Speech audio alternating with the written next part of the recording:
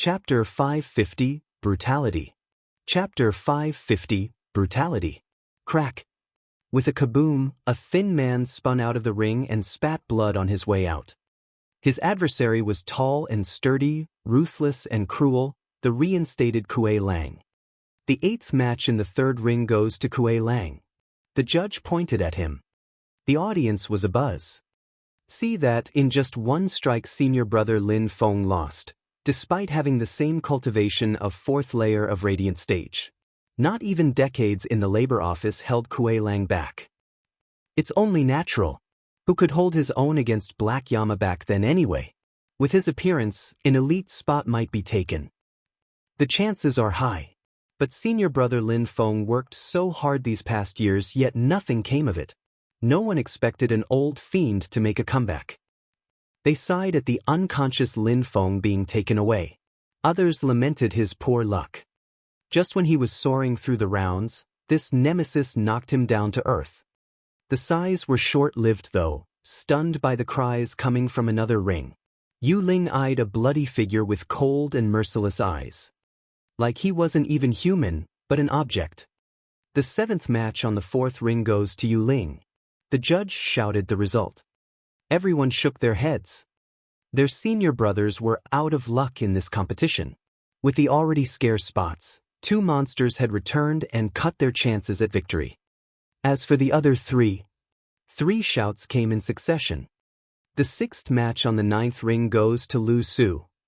The 7th match on the 8th ring goes to Hu Meier. The 13th match on the 1st ring goes to Gui Hu. The audience twitched, then shrugged. They should have known the ones to take the elite spots would be those 5. The rest were just extras to make them look good while doing it. Everyone turned to the first stage and looked at the 13 cold corpses lying there due to the insidious hand of head senior brother Gui Hu. He was too fast and too brutal, killing them in a flash every time.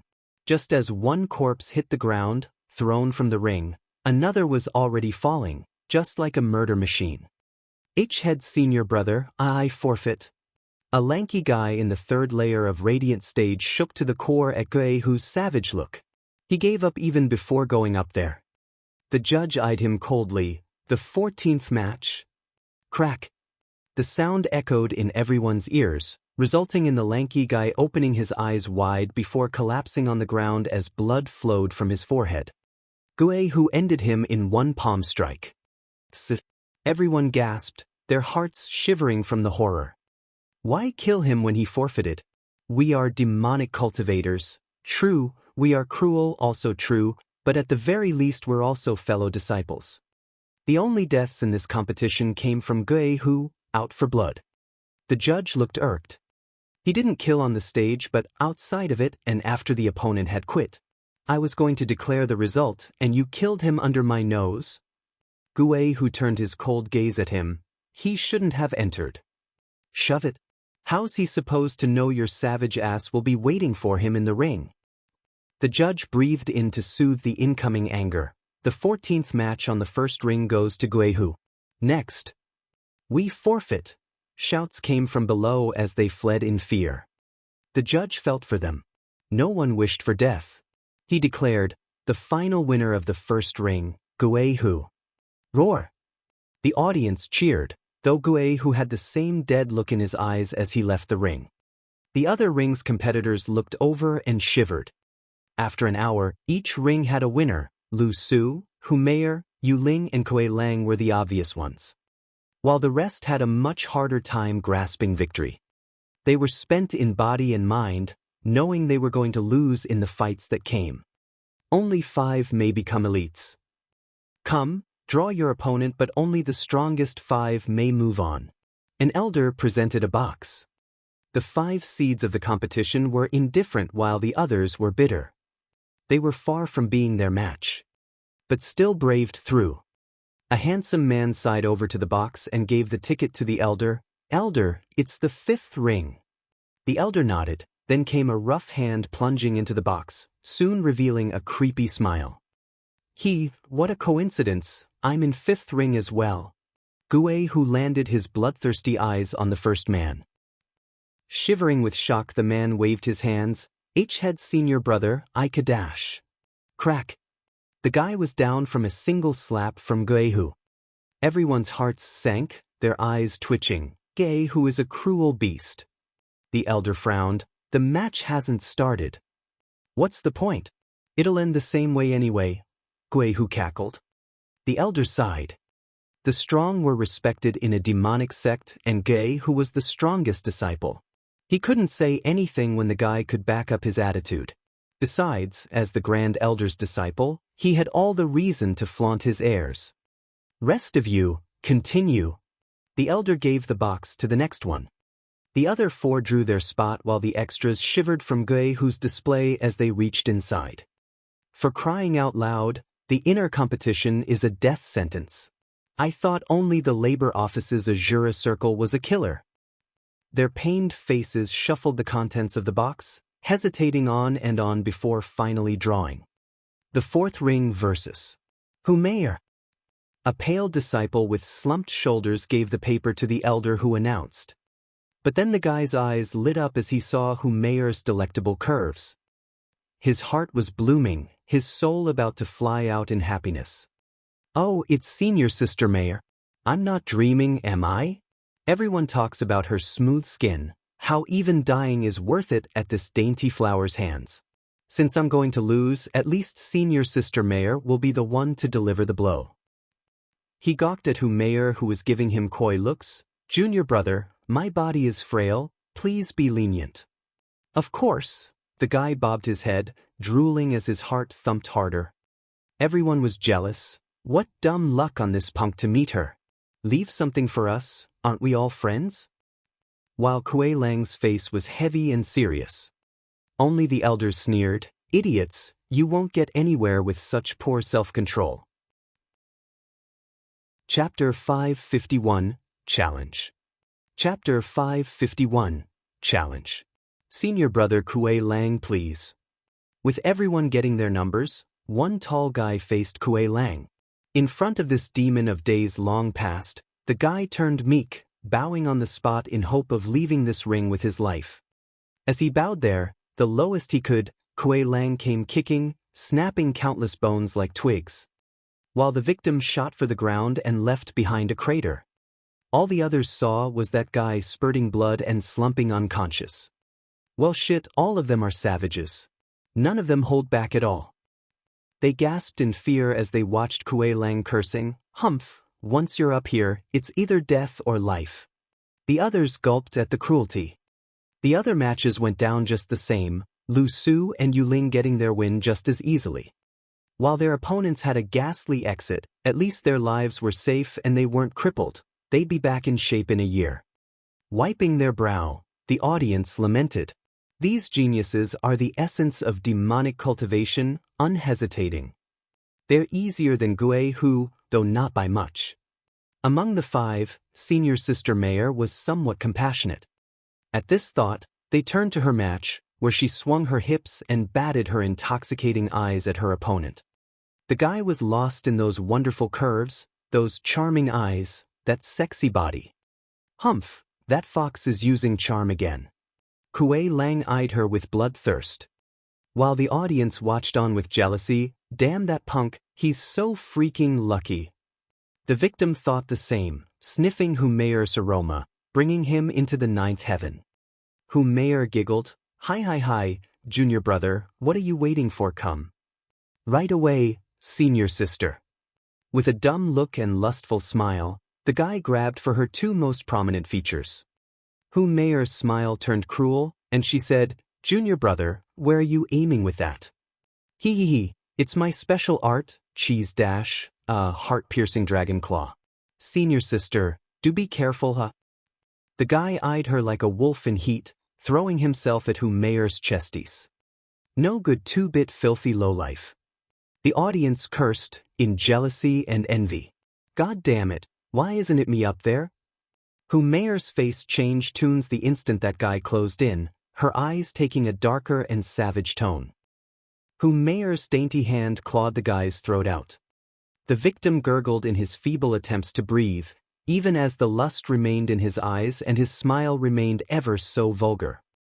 Whom Mayor drew closer and sucked the guy's yang out. Everyone watched in shock. She's even more vicious, stealing his essence.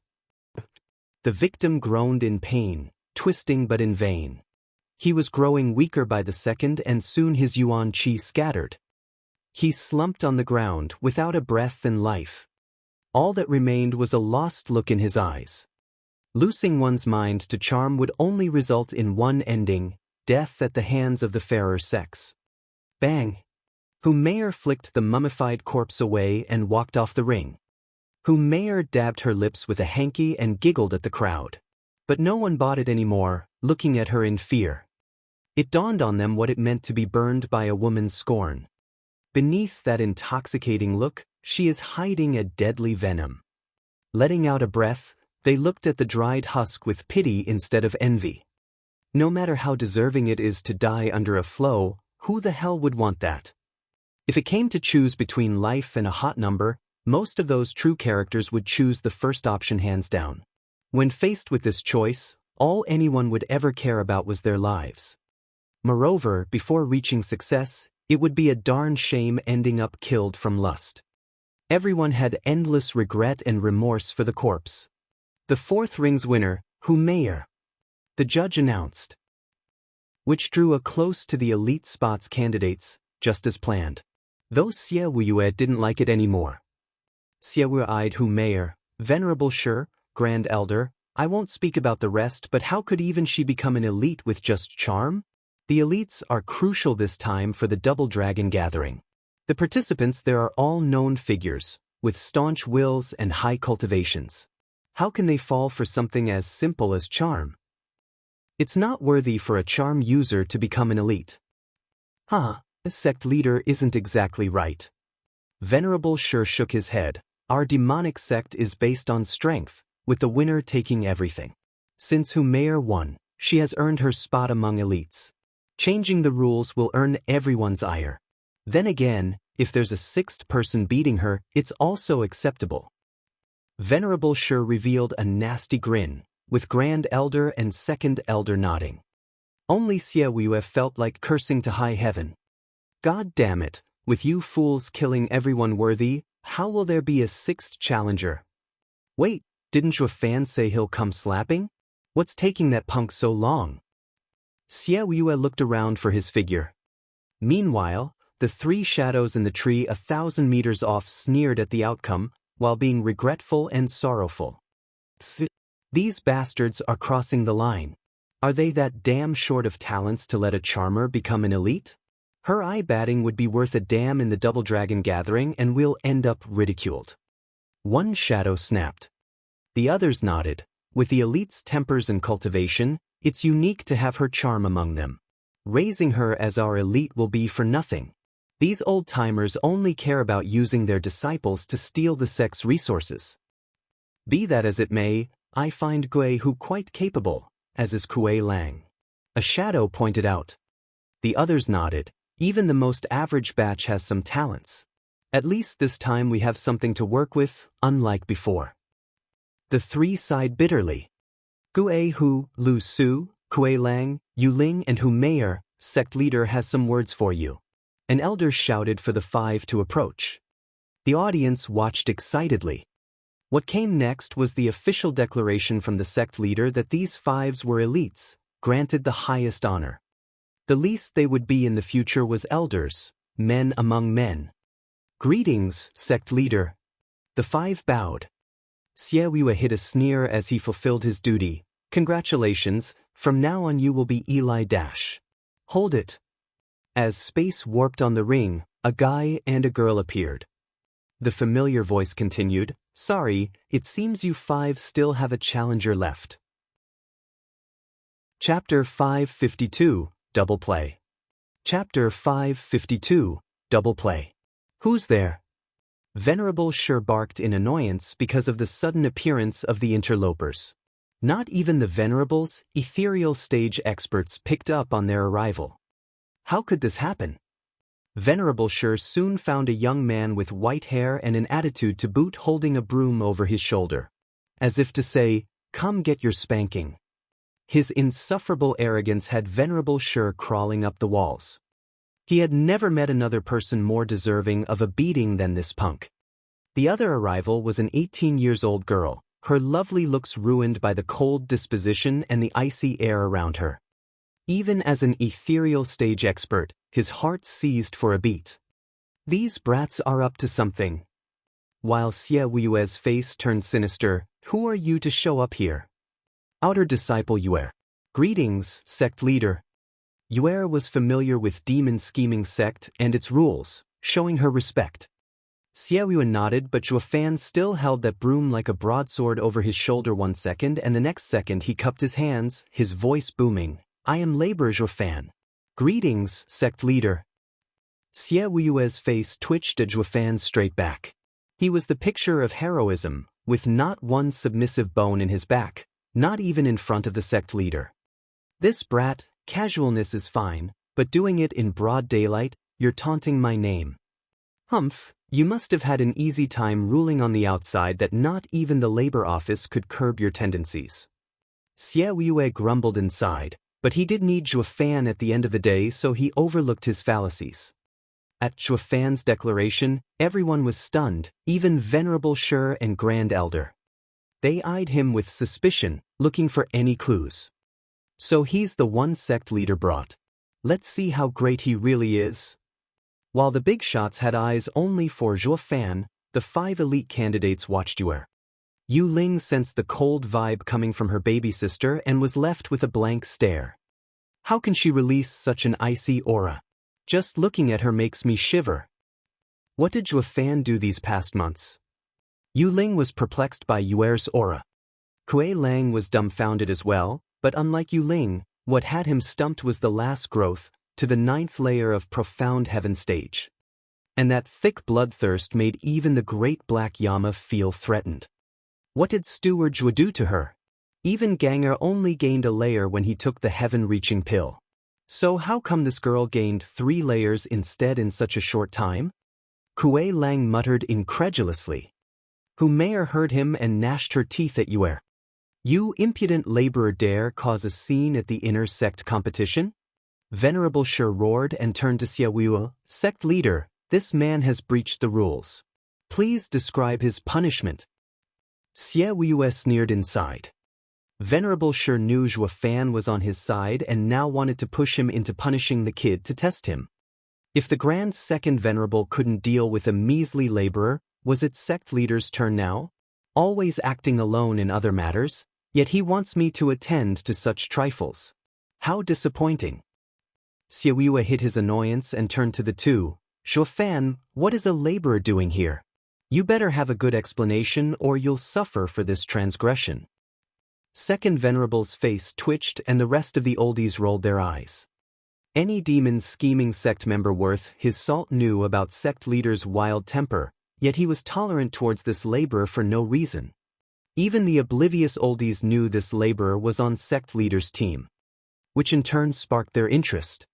Zhuofan grinned, cupping his hands. Sect leader, I am but a laborer and have only come here to sweep. Yes, sweeping. Though it seems my timing is off, huh?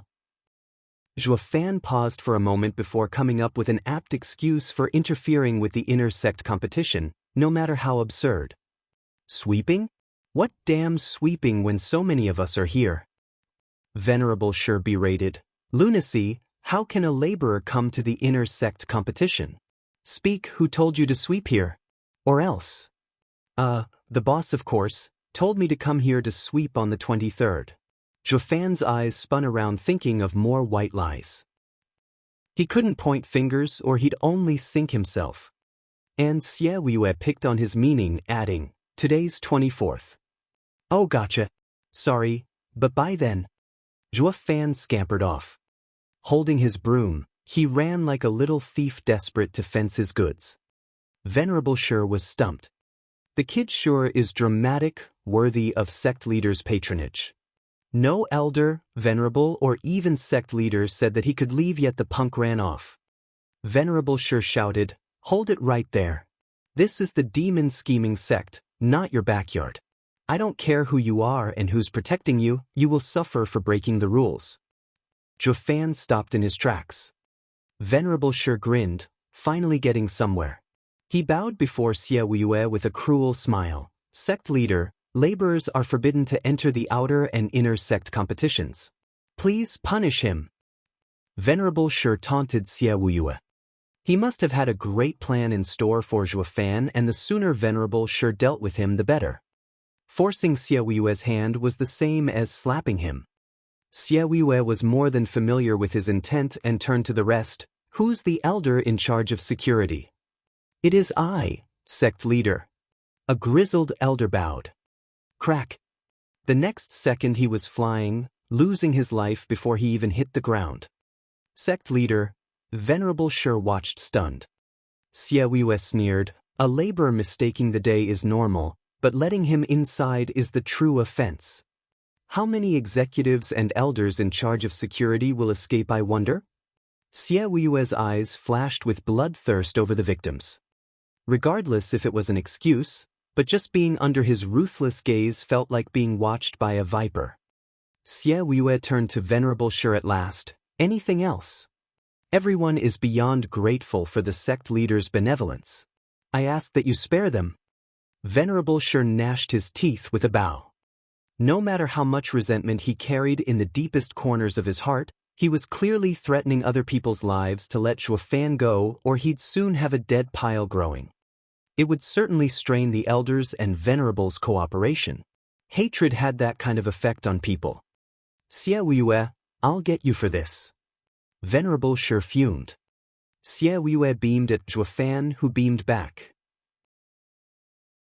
Chapter 553, Shaking the Stage. Chapter 553, Shaking the Stage. Respected sect leader, esteemed elders, distinguished venerables, since you have no need of me, I shall take my leave. Zhuo Fan spoke and cupped his hands. And bolted the same way he had done before, fearing for his life. Everyone snickered at this one-man show. No matter how he appeared on stage, he was just some nobody laborer and a village idiot.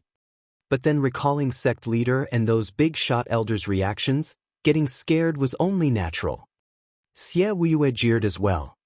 Not at Zhuo Fan's comical escape, but at his impeccable theatrics in shifting the elders' and venerables' attention away from him. The grand autocrat Steward Zhuo played a tiny role just now, yet it was enough to piss someone off. As for the other oldies, they had a mocking smile. There's nothing going on between the sect leader and him. We're just too paranoid. No way would the sect leader care for a nobody. Only the true connoisseur of Zhuo Fan's boundless might knew it was just Zhuo Fan's way of laying low. When he jumped in for real, he would do it with a bang. Yu Ling and Kuei Lang smiled and shook their heads. Hu Meier and Lu Su watched the comedy man run for his life with a dark face. It was then that a shout came and someone shot toward Zhuo Fan. I don't care who you aren't leaving the competition so easily. Gui, whose eyes flashed with bloodthirst, going at Zhuo Fan with fists swinging. The pressure got so heavy, even the audience groaned. Gui, who is a beast, not even letting a laborer off. Is he a natural-born killer? None of the audience noticed how under this heavy aura, Zhuo Fan showed no reaction. Gui, who grew excited. Having heard from Hu Meier and Lu Su, Zhuo Fan was some fancy expert. He wanted to test him. Since all his fights for a long time had been dull in the inner sect, he was curious to test himself against Zhuo Fan, an unknown variable. The thrill of battle consumed his mind. He didn't give a flying hoot about anyone as he was crass to the venerables and even sect leader. Though no one quibbled about it. The oldies were too lofty to concern themselves with petty stuff, or at least wouldn't speak before sect leader did. Venerable Shi and Grand Elder squinted. All they had ever heard of Zhuo Fan was that he was some hidden variable. Gui, who was the best person to test him out. Xie Weiyue was at ease as well. Even though he was in the dark about Zhuo Fan's level, he trusted his potential. As a bone-tempering cultivator, he fought the amazing radiant stage expert Huangpu Qingtian to a draw. And now that he was in the 8th layer of profound heaven, he should have no issue with any radiant stage expert. As for Kuei Lang and the other three, they shook their heads at the brash Gui Hu. Kuei Lang and Yu Ling the most. They were more than clear about Zhuofan's power, having gotten handled like ants. Gue who stood no chance whatsoever. He was charging to his death. While all Gue who had on his mind was to test himself for a couple hundred rounds with Zhuofan. A shame he'd be utterly disappointed. Zhuofan's ears twitched and he turned his head to see the savage beast coming. Here I was minding my own business and you had to ruin everything. Screw off. Zhuofan used the broom with his right hand glowing red. Gue whose cackle came to a jarring halt as the incoming force left him shell-shocked. This can't be. Zhuofan just swung a broom, yet he had him pressured? How was he human? While others only felt a breeze, Gue who got the brunt of the wind pressure. The one before him wasn't just blowing smoke, but unleashing a raging storm. An unrelenting force bearing down on him to crush his bones and rip him apart. Sweating for the first time ever, Gue who was scared. But he bore through it, unleashing his yuan qi and making his palms release some gray light. Underworld fiend. Gue who shouted as he slammed into the storm, but then his eyes were bloodshot and almost popping out of their sockets. Gue who spurted blood, his feet planted in the pavement, but the storm pushed him down still, as the rocks beneath exploded outward. It followed with him flying off the stage from the heavy winds, laying on the ground with his waist below the stage just in time for the wind to go right past his nose. From the stage, all one could see was his legs, a warning to all that this laborer was a monster. The shock was so great everyone was in denial. A simple sweep of the broom had the top inner disciple lay flat on the ground without putting much of a resistance. Everyone was slack-jawed watching Zhuofan still carrying the broom like nothing had happened. Who the hell is he? There's no way a laborer has such power. Venerable Shi's side shook on the inside. No amount of guesswork helped them prepare for what they had witnessed.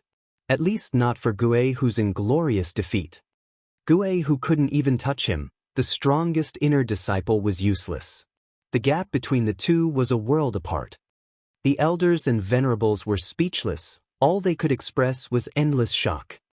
Xie Yue was no different either, despite being the one to recruit him. He and Zhuofan met 3 years ago. He had some guesses that he'd be strong after all that time, but not outrageously strong. He had no way of knowing about the transformation that followed after he left or about the might of the Qilin arm. Seeing it for the first time impressed him greatly. Zhuofan's freakishness had him believe that getting this godlike creature into the sect was the best thing he had done, and more surprises were left to come. Paying that measly 9th-grade pill was all worth it. He had struck gold. As for the other 4 soon-to-be elites, they were lost for words. Kuei Lang and Yu Ling fared better, having been manhandled before, though clearly Zhuofan hardly tried back then. How can such a monster exist on this god's green earth? Hu Meier and Lu Su had goony looks. Such power was unheard of even among elites. Zhuofan was so strong that it left them powerless and bitter, deprived of any options to deal with him. Gue who slumped at the edge of the ring, pale and horrified. For the first time ever, he felt this was the closest he'd been to death. He never thought a peer of his could ever treat him like an ant and made him feel the taste of demise. Zhuofan's calm was too unnerving. He felt like he was facing a venerable and not some laborer. He was no threat to Zhuofan. Chapter 554, Elites Fight. Chapter 554, Elites Fight. The 3 shadows 1,000 meters away were lost for words. They thought Gue who was the best this inner competition had to offer, the only one worthy of rearing, only to find their promising seeds smacked away like nothing by an even more savage one. These 3 lamented about the sect's rot and now felt hope blossom like never before. We have to have him as an elite. One shadow drooled, excited. Speaking of, who is he? One of our sect's disciples? Why haven't we heard of him before? Another shadow pondered, looking like a laborer. It's only normal that we missed him. Labor? Throwing such a genius in the labor office? Those rotten bags of bones must want to ruin the demon's scheming sect. The third said enraged, then overcame with glee again, but now that we have our seed, it won't matter at all. We'll ask Yue to put him among the elites tomorrow. Another shadow nodded, but the second one sighed. Don't forget, no laborer can become an elite, it's the rule. Not even the sect leader can change it. How is this a violation? Elites can come from anywhere, just how High Venerable came from the labor office. Why can't we have him? The third shadow rebuked. The other two shook their heads. This rule has been in effect for ages, just to defend the purity of elites. Since laborers are either criminals or wastes, they are tainted. Especially those wastes, having been cast out, have no promise. No matter how many pills are dumped into them or how much they toil, their core will never recover, thus they are barred from becoming elites. I hate this rule the most. They let those with natural flaws in, but are not willing to mend the rest.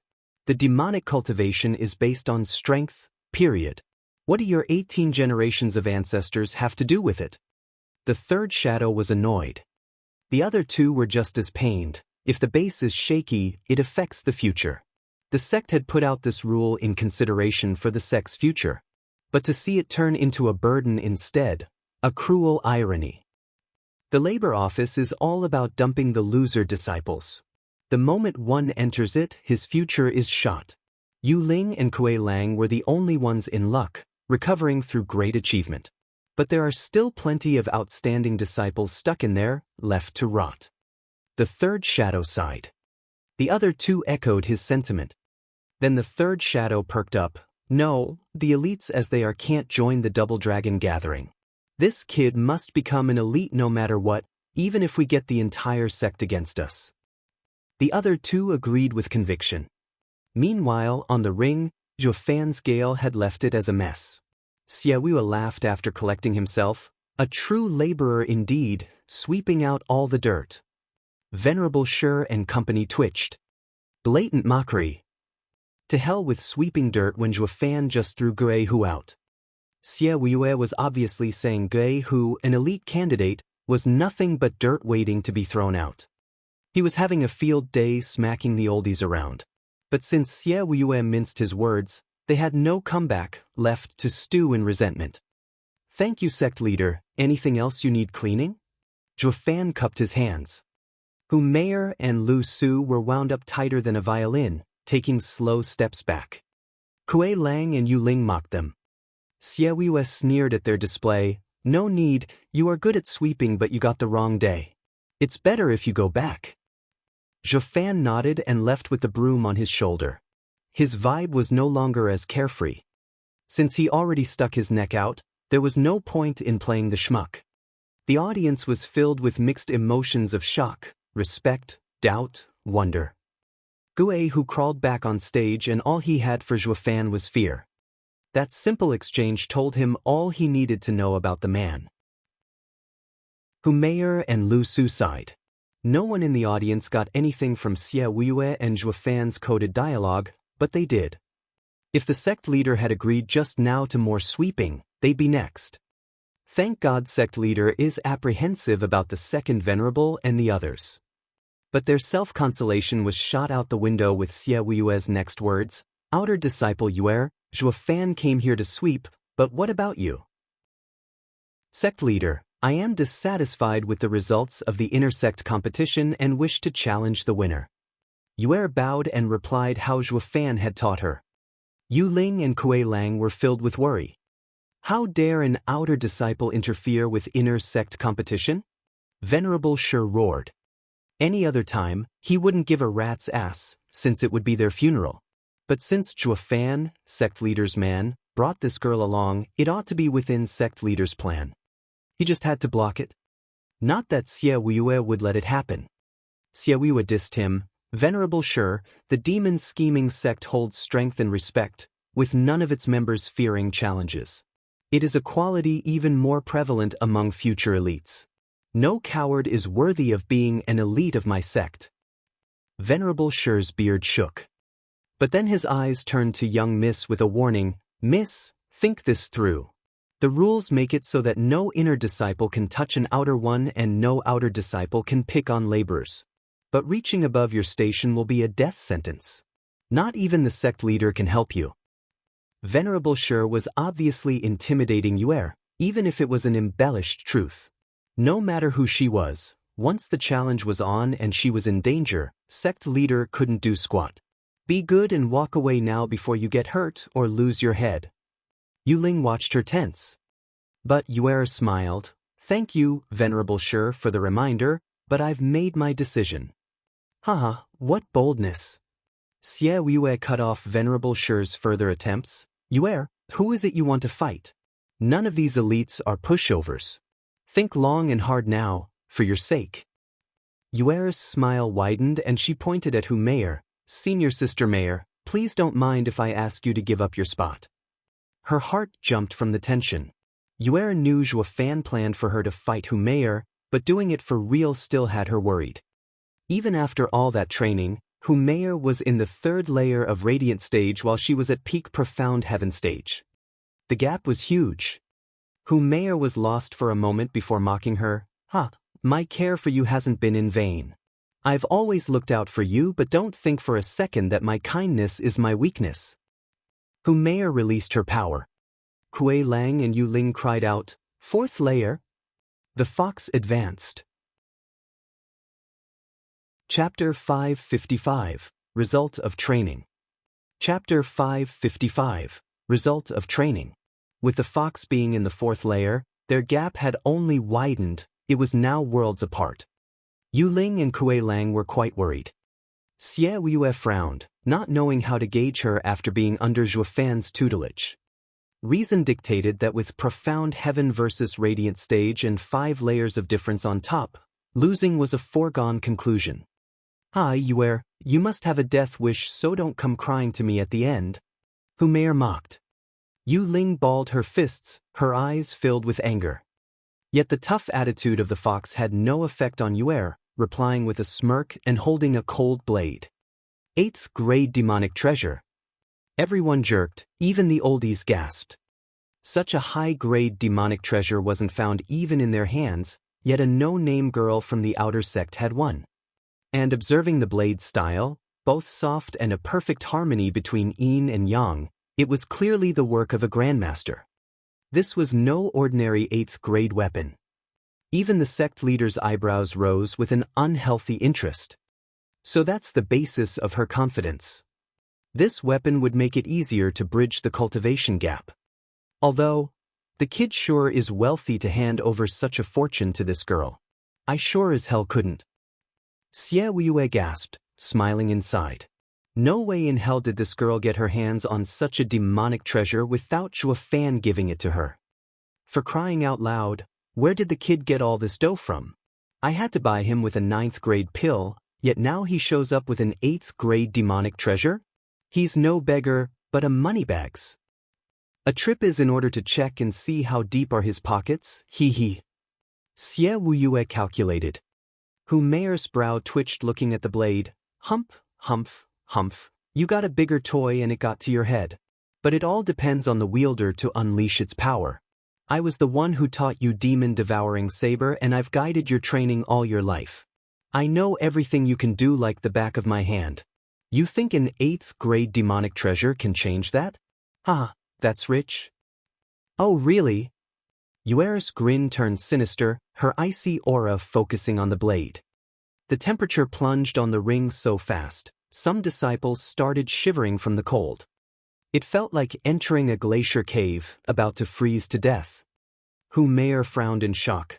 What power is this? A slash was Yuer's answer.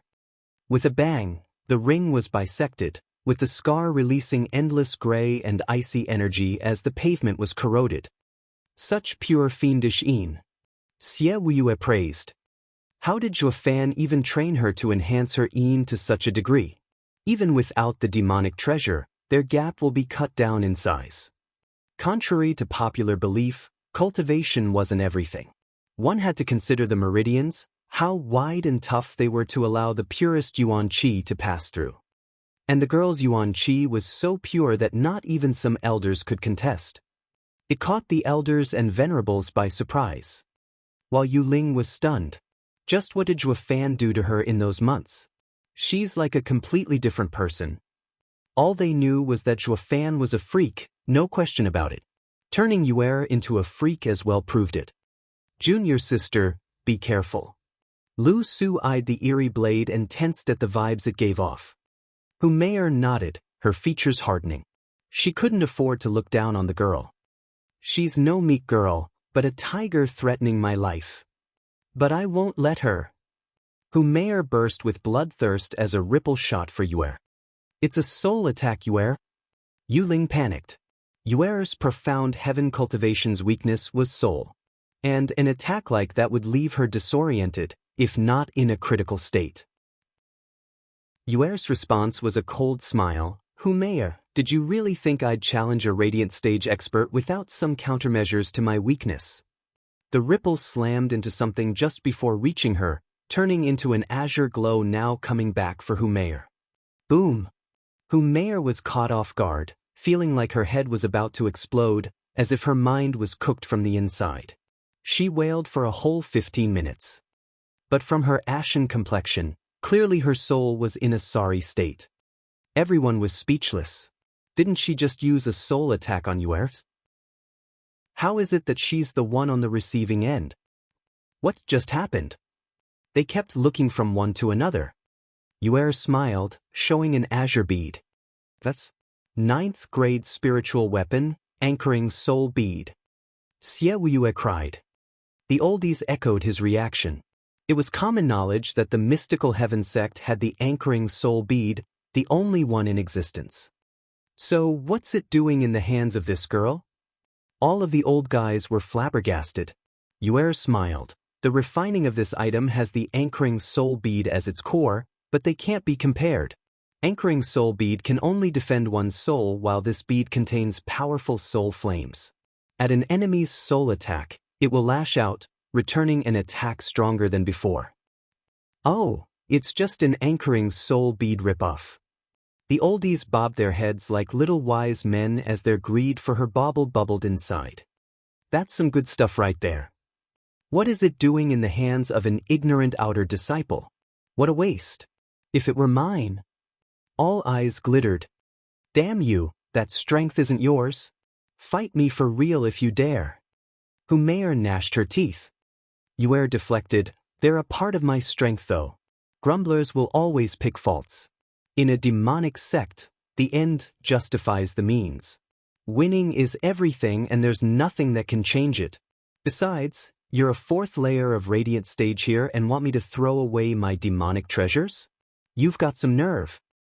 Why you? Hu Mei's eyes were bloodshot. Curse you, skank, since when did you get so talkative? Her voice drowned as Yuer recalled some words. When fighting someone, use any dirty trick in the book. Unnerving them with words is just another way of winning. You need to change that cold attitude of yours. It was Zhuo Fan's pearl of wisdom. And from Hu Mei's reactions, it only validated his argument. Yuer smiled, mocking, Oh, senior sister Mei, you were both kind and mean to me. With your soul in pain, it'll be hard to avoid this slash. It will cleanse our grudge. Yuer raised her blade as the Yin focused on it. Hu Mei's eyes shone. Chapter 556, Deceit. Chapter 556, Deceit. Hu. The biting winds flooded the air. Yuer's blade stabbed at the sky, gathering all the Yin around into a single blow. A gloom set in and the sky darkened as the temperature dropped. The space itself trembled with the coldness. The elders and venerables shuddered inside. This girl's Yuan Qi purity is insane. Just a peak profound heaven cultivator, yet with the power of a 4th layer of radiant stage. Not even Hu Mei could beat that, wounded as she was. A shame such a great move had a glaring weakness. The oldies sighed. The outcome was clear. Xie Wuyue squinted, feeling something was off. A shame for all those items to be wasted on a greenhorn. Hu Mei's eyes flashed, waiting for her to finish working up to her peak. Only acting just as the blade was about to drop. Let senior sister teach you one simple truth. Accuracy is more important than strength. It doesn't matter how tough you are if you can't hit anything. Hu Mei mocked, turning into dozens of images, coming upon Yuer from everywhere, low profound ranked movement art, Fox Phantom Trail. Yuer's brow shook, looking around for her target yet not finding her. Yu Ling was worried. Yuer, stop and defend. Hi, it's a bit late for that. Hu Meier giggled, full of herself. She appeared in Yuer's face and struck with a red claw at her waist. Yuer simply stared at her, too late to defend. Yu Ling's heart was in her throat, while the oldies sighed at the outcome. The girl has everything, advantage and gear, but if there's one thing she lacks is experience. Hu Meier's sharp claw came along with her stuck-up smile. Girlie, one last lesson in a life-and-death battle, everyone pays attention to offense and defense. With you focusing all your yuan qi on attacking me, it left you wide open for my attack. Time for you to get your just desserts, you will die for challenging me. Hu Meier's claw inched closer to Yuer under the size of the audience. Yuer calmed down and sported a vague smile. Crack. Hu Meier's deviant claw struck something hard and very much solid. Hu Meier cried out, but had no time to panic as Yuer shone golden and blinded the audience. Roar! A golden dragon gushed out and flicked its tail, capturing Hu Meier's claw. When the glow ebbed, the audience stared in shock, their eyes popping. What is that? One disciple pointed at Yuer. Only some oldies gulped at the resplendent golden glow. Well shit, it's an 8th grade defensive demonic treasure. It sure was. Yuer came packing a golden armor with a golden dragon wiggling all over it, stopping Hu Meier's fine dainty hand from marring this work of art. Xie Yue's face twitched. She focused on attacking on purpose, because she had the bead for soul defense and armor for her body as well. For God's sake, she's just an outer disciple. This is too much, Zhifan. With his endless list of items, I'm better off just hitting him and he'd drop something. Xie Yue had come to a decision. Venerable Shi's side were sporting long faces. Oh, come on, moneybags much? An 8th grade demonic treasure for attack we can take? But 2 more defensive ones, and even superior ones at that? That's just plain cheating. You can challenge elites with that setup. Venerable Shi and company sighed. What the hell? Hu Meier panicked, unable to extricate her dainty hand. Yuer jeered, Sister Meier, you fell for it? Any strike on the 8th grade demonic treasure dragon locking armor will hold the attacker in place. Let's see you run now. Why you did it on purpose to draw me in? Hu Meier's eyes shook watching Yuer's sharp eyes. Yuer grinned. Oh, sister, how can you forget the simple truth that if you give up in a challenge you'd be safe? It would give your master an excuse to save you. The only way to kill you is with a definitive strike, but that's hardly possible at my level, which leaves trickery as the only option. Hu Meier was incredulous. Since when did you develop a mean streak? Just now. Yuer grinned and let her blade fall on the defenseless Hu Meier. High profound ranked martial art, Black Wind Blade. No. With the eerie blade reflecting in her eyes, Hu Meier cried out her denial. But the blade cut off not only her voice but her life as well. Boom. The ring shook as cracks spread all over it, as Hu Meier lay splayed in two.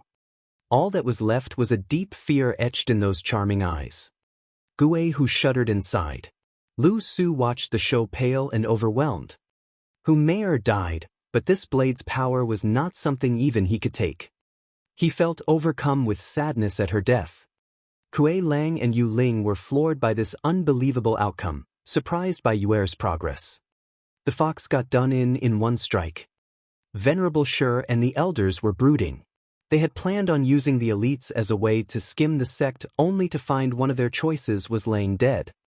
And a disciple's failure translated into the master's failure. Looking at Hu Meier's wide-open stare, Xie Yue laughed. The challenge has come to an end, with a great inner disciple done in by a single strike of an outer disciple.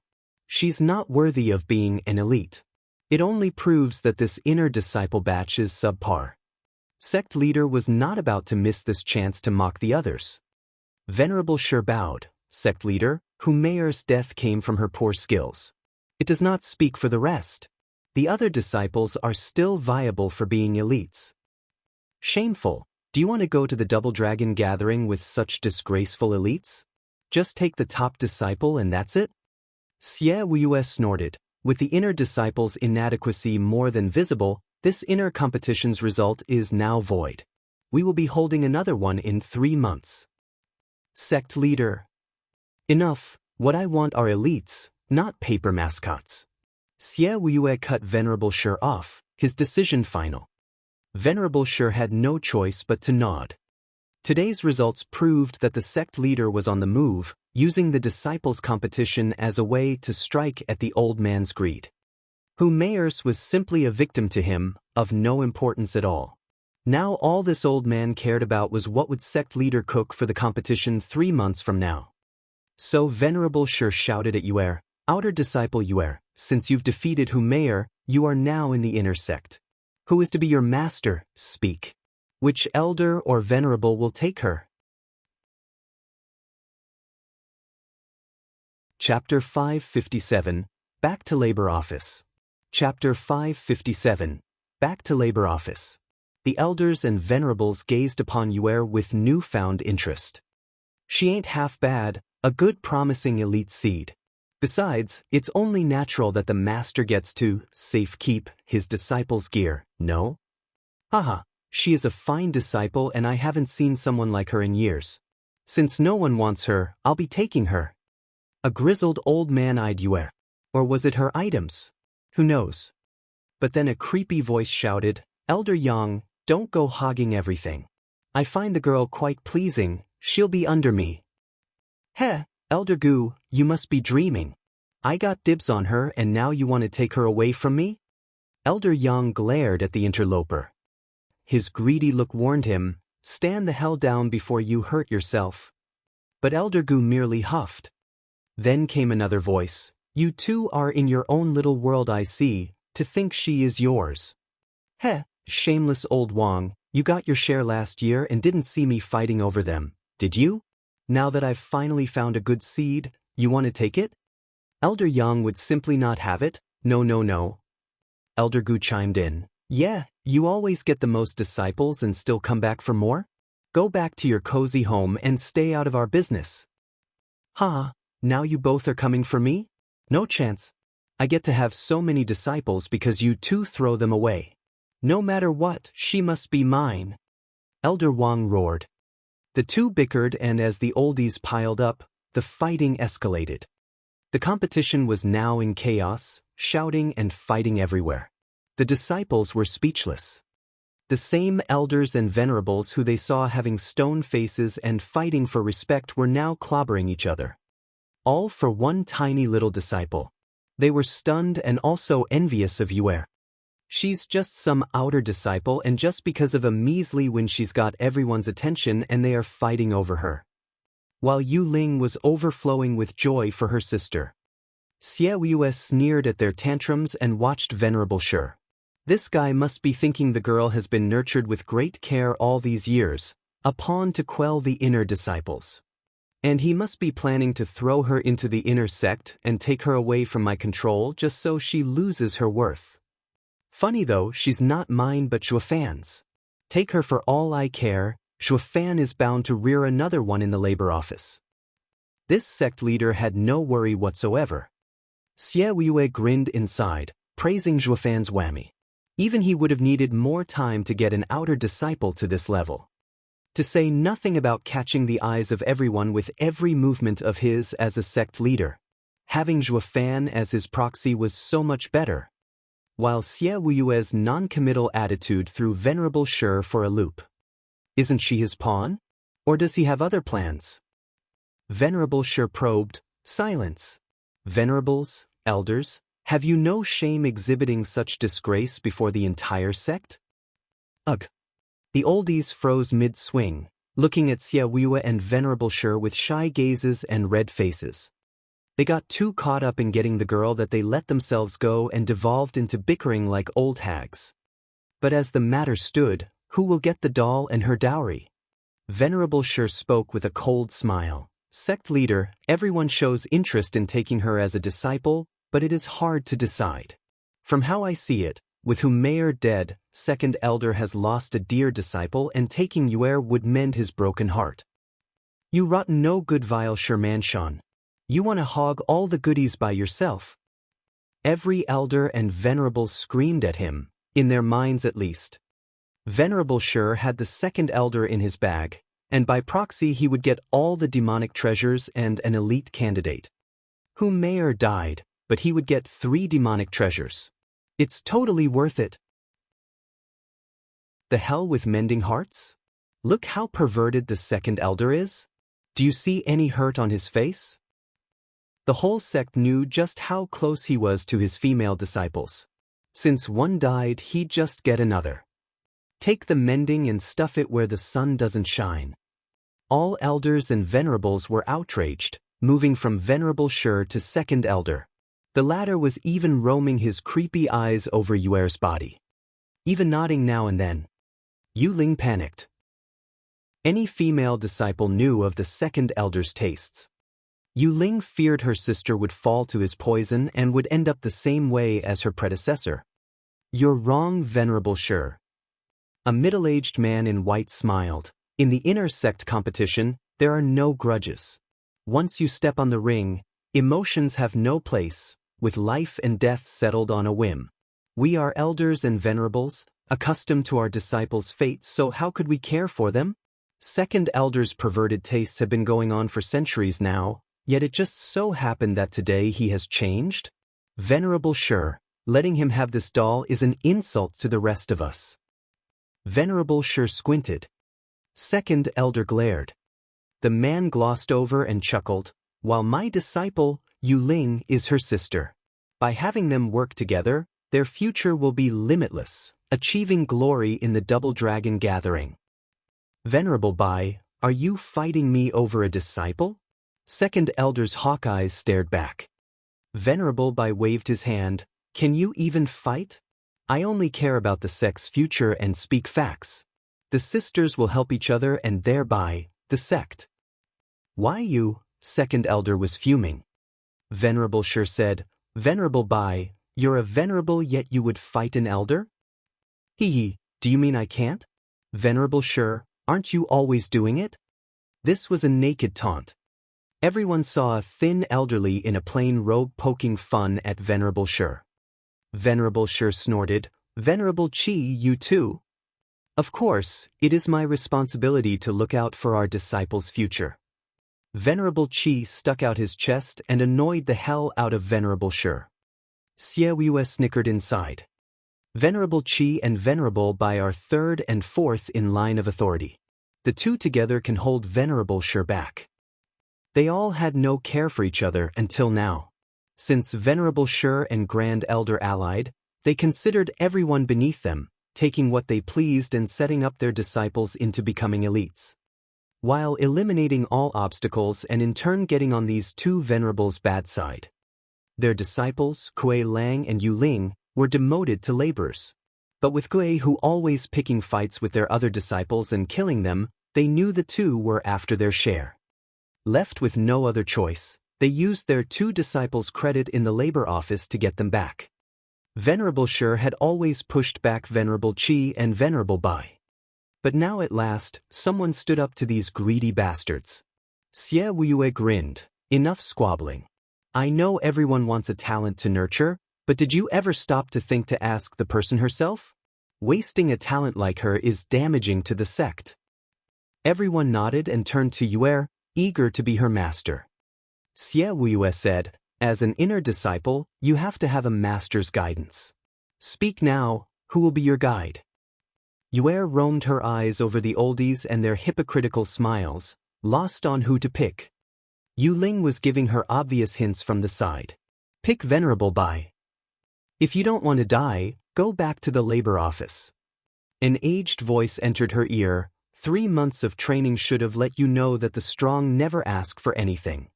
Yuer shuddered and turned to the blade in her hand and her eyes lit up. With a bow she said, Sect leader, please send me back to the labor office. Say what? Everyone was slack-jawed. Chapter 558, Versatile. Chapter 558, Versatile. What did she say? The disciples in the audience watched the girl with dumb looks. What did I just hear? She wants to go to the labor office on purpose? Please. I heard that too. Another said, stumped all the same. It was a reaction quite popular today, even among elders and venerables. A place that was designated as the sex dump, where disciples were thrown to spend the rest of their days crying, just got a volunteer. But how could a lady with glorious prospects conceive such an idea? Steward said, Yue, are you certain? Once you are there, your future is over. It is a pit from which you can never crawl out of. Yu Ling kept dropping more and more hints to do the opposite. I was forced to go there, but you shouldn't. Why do you insist on wasting yourself away? But Yuer's decision was final. Sect leader, I want to go to the labor office. As it is your choice, I won't force you. You shall henceforth be a laborer. Now go. Xie Yue waved coldly. Venerable Shi was uneasy. Sect leader, how can we do this to a talent? She wants the labor office rather than helping the sect. What would you have me do, beg? Humph, forcing her will only make it worse. Xie Yue flicked his sleeve. From now on, the girl is a laborer, so don't let me see you going after her still. If you've got so much time to waste, you'd better use it preparing for the competition 3 months from now. It's a chance for your disciples and yourselves. Don't squander it. Xie Yue left with a hard face, annoyed that Yue refused his goodwill and selected the labor office. Alas, no one noticed the flicker of a smile tracing his face just before leaving. Venerable Shi scowled, his eyes wandering like his thoughts. Something's definitely off about all of this, but what? The sect leader threw her into that dump too fast. Was it just to abandon her, or something else? Venerable Shi turned to a frowning Grand Elder. He read the old man's eyes. The thoughts running through his head were the same. Gui Hu come. Grand Elder left. Gui Hu rushed to follow him. Venerable Shi called Lu Su over and left to ponder as well. Soon, all the oldies left, leaving Yue on the ring with one last look of pity. A shame for those baubles, with no excuse I can't take them. Or just stealing them will make others attack me. Doing all the work just to have another profit from it was such a waste. As such, the elders came to a silent accord, only to move when another got them first. They all left with snickers and evil glints in their eyes. Only Kuei Lang, Yu Ling and her sister remained. Fool, why are you going to that damn place? I myself barely got out. Yu Ling grumbled, but more than anything she was worried. Yue giggled. I believe that I'll become far stronger there. Didn't you see me kill Mayor? I took revenge. The two jerked with surprise. Yeah, which elder or venerable could make someone be reborn and grow so much in 3 months? It might be far better to stand by his side than to end up an elite. The two were getting fired up, and Kuei Lang recalled his dear son. The 3 lurking shadows were disappointed. Never mind the 3 demonic treasures, just the fact that her Yuan Qi is so cold and icy makes her a gem. She needs a bit of guidance and she'll stand atop even elites. One said. The others nodded before shaking their heads. A pity Wu sent her to be a laborer. The elites lost a good seed. Just what is up with Wu Yue? He should use her, not throw her away. That black wind blade is worlds above the other girl's charm whammy. She'd have taken us far in the double dragon gathering. Let's drop it. Wu Yue may be rash but not one to ignore the bigger picture, or he wouldn't have become the sect leader. I've got a feeling that things are more complicated than they seem. I'll ask him about the girl and that kid. No matter what, the kid must become an elite. The others nodded and the shadows flew away. Meanwhile, Zhuo Fan had just gotten back to the labor office, the rundown house stirring in him wistfulness. I must be really born to work under others. Zhuo Fan chuckled, walking towards the door and shouting, Is Elder Yuan around? I'm back. The door creaked open and Elder Yuan's humble face stuck out. Steward Zhuo, weren't you supposed to never come out of the cemetery? Those 2 made me stay there for a month, but I took 3. Can I come out even now? Zhuo Fan grinned. Elder Yuan rolled his eyes. Please, those 2 are practically worshipping you. I may be of low cultivation, but I still got a good pair of eyes on these old bones. Since you're stronger and those 2 are back in the inner sect, that makes you the big cheese in here. Oh no, I march to my own beat.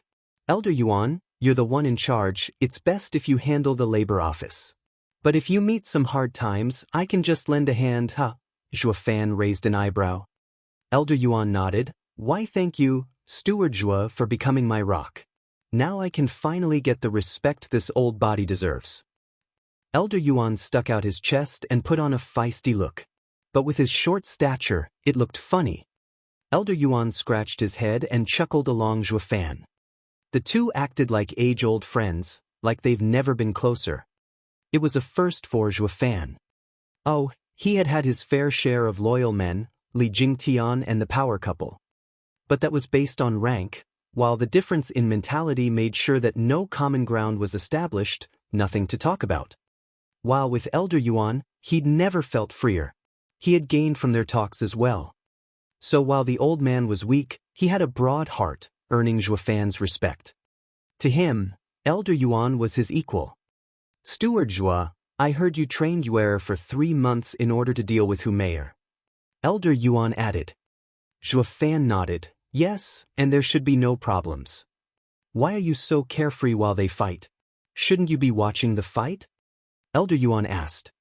Zhuo Fan smiled. Why, when her win is obvious? I'll be honest, I've put a lot of effort into that girl. Zhuo Fan pointed and a blue flame appeared. Elder Yuan's eyes widened. I'm an alchemist and in my travels I found this flame. Zhuo Fan spilled its secrets. This flame protects the soul and can also harm it. I used it to refine the soul bead replica, Azure Bead. With the flames inside it, Humeyer's soul attacks will bite her instead. The azure flame inside isn't strong but enough. Elder Yuan blinked at the azure flame in shock. The flame didn't seem much in its tame form, but he felt its raw and destructive power.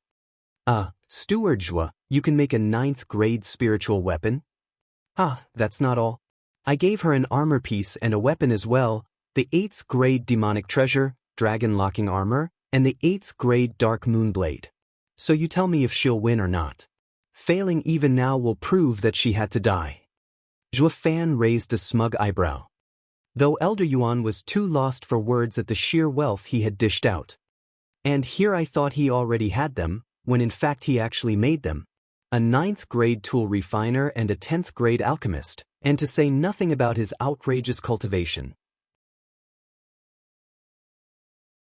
Chapter 559, Disciple. Chapter 559, Disciple.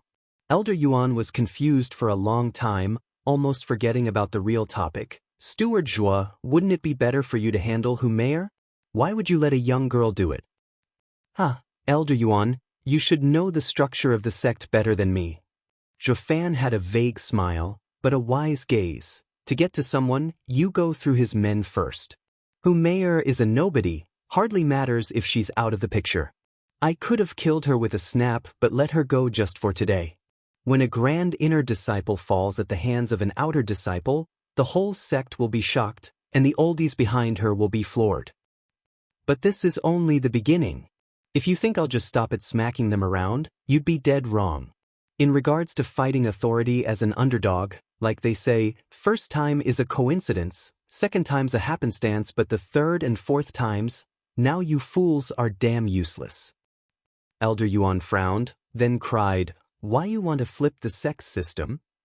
Correct, the inner sect is a gangrene simply because the elites are chosen from there so that each elder and venerable gets a share of resources. But how can they share resources when no inner disciple is worthy of being elite? Zhuo Fan snickered. Now do you understand why I didn't do it myself? My success will only be short-lived. They just make me an executive of the inner sect and make my efforts moot. They'll even say everything I did was for the inner sect, and then I'll start becoming like them, looking for disciples to get a share of resources. Xie Weiyue surely does not want that to happen. Elder Yuan panicked. Steward Zhuo, you can't say sect leader's name like that.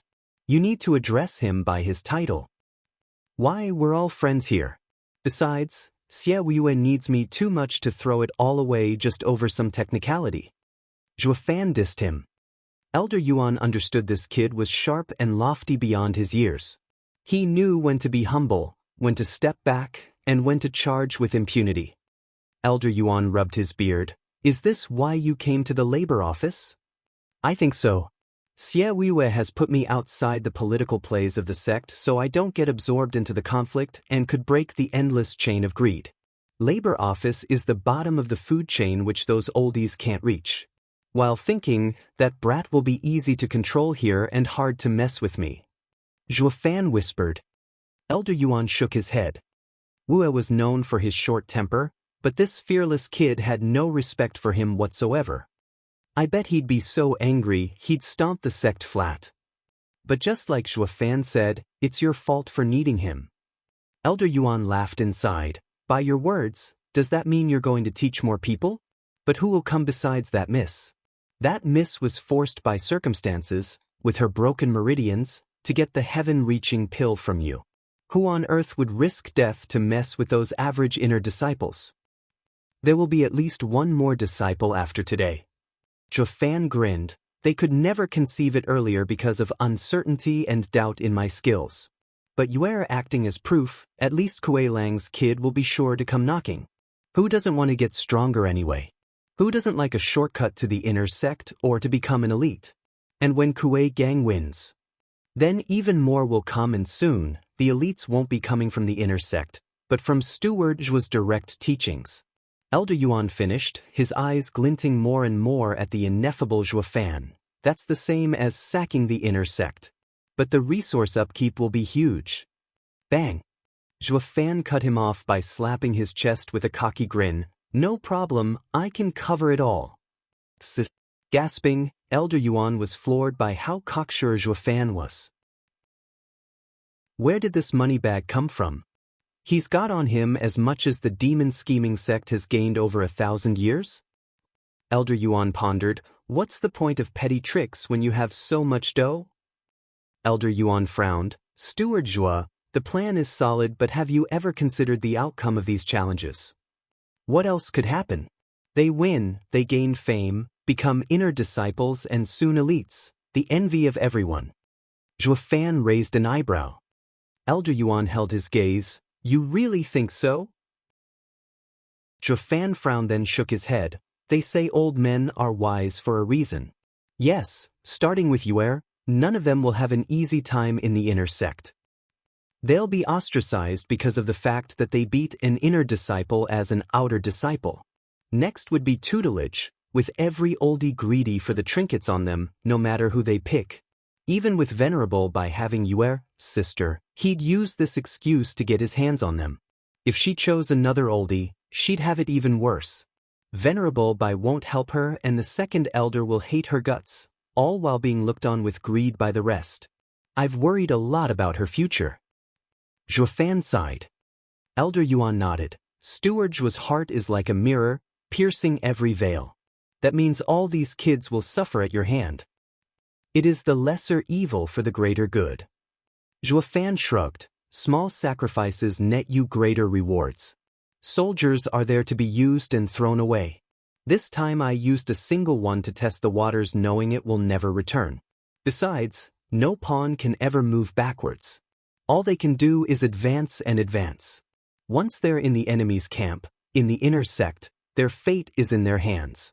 I merely gave them the push they needed, and it's up to Xie Wuyue to keep the momentum going and wrest back control of the inner sect. Elder Yuan's brow shook with sorrow. Pawns? But after all, they are the people you've nurtured yourself. Even considering them as tools to discard, it's still such a huge loss. Steward Zhuo, have you thought about calling them back? Never. Zhuofan shook his head.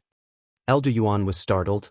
Why, they'll be your arms and legs here in the labor office. And when you become an executive elder, they'll make your faction, bringing better results. I don't need them. Zhuofan's tone was final. I don't need someone's trash. And I'm only here because Xie Wuyue gave me a 9th grade pill, per our agreement. Once I hold my end and do what he wants, I'm gone. And besides, which disciple will throw away their bright future as an inner disciple for this dump? Elder Yuan, we're all men with experience, our gaze on the horizon. But they are just too green. They do not understand the meaning of blessing in disguise.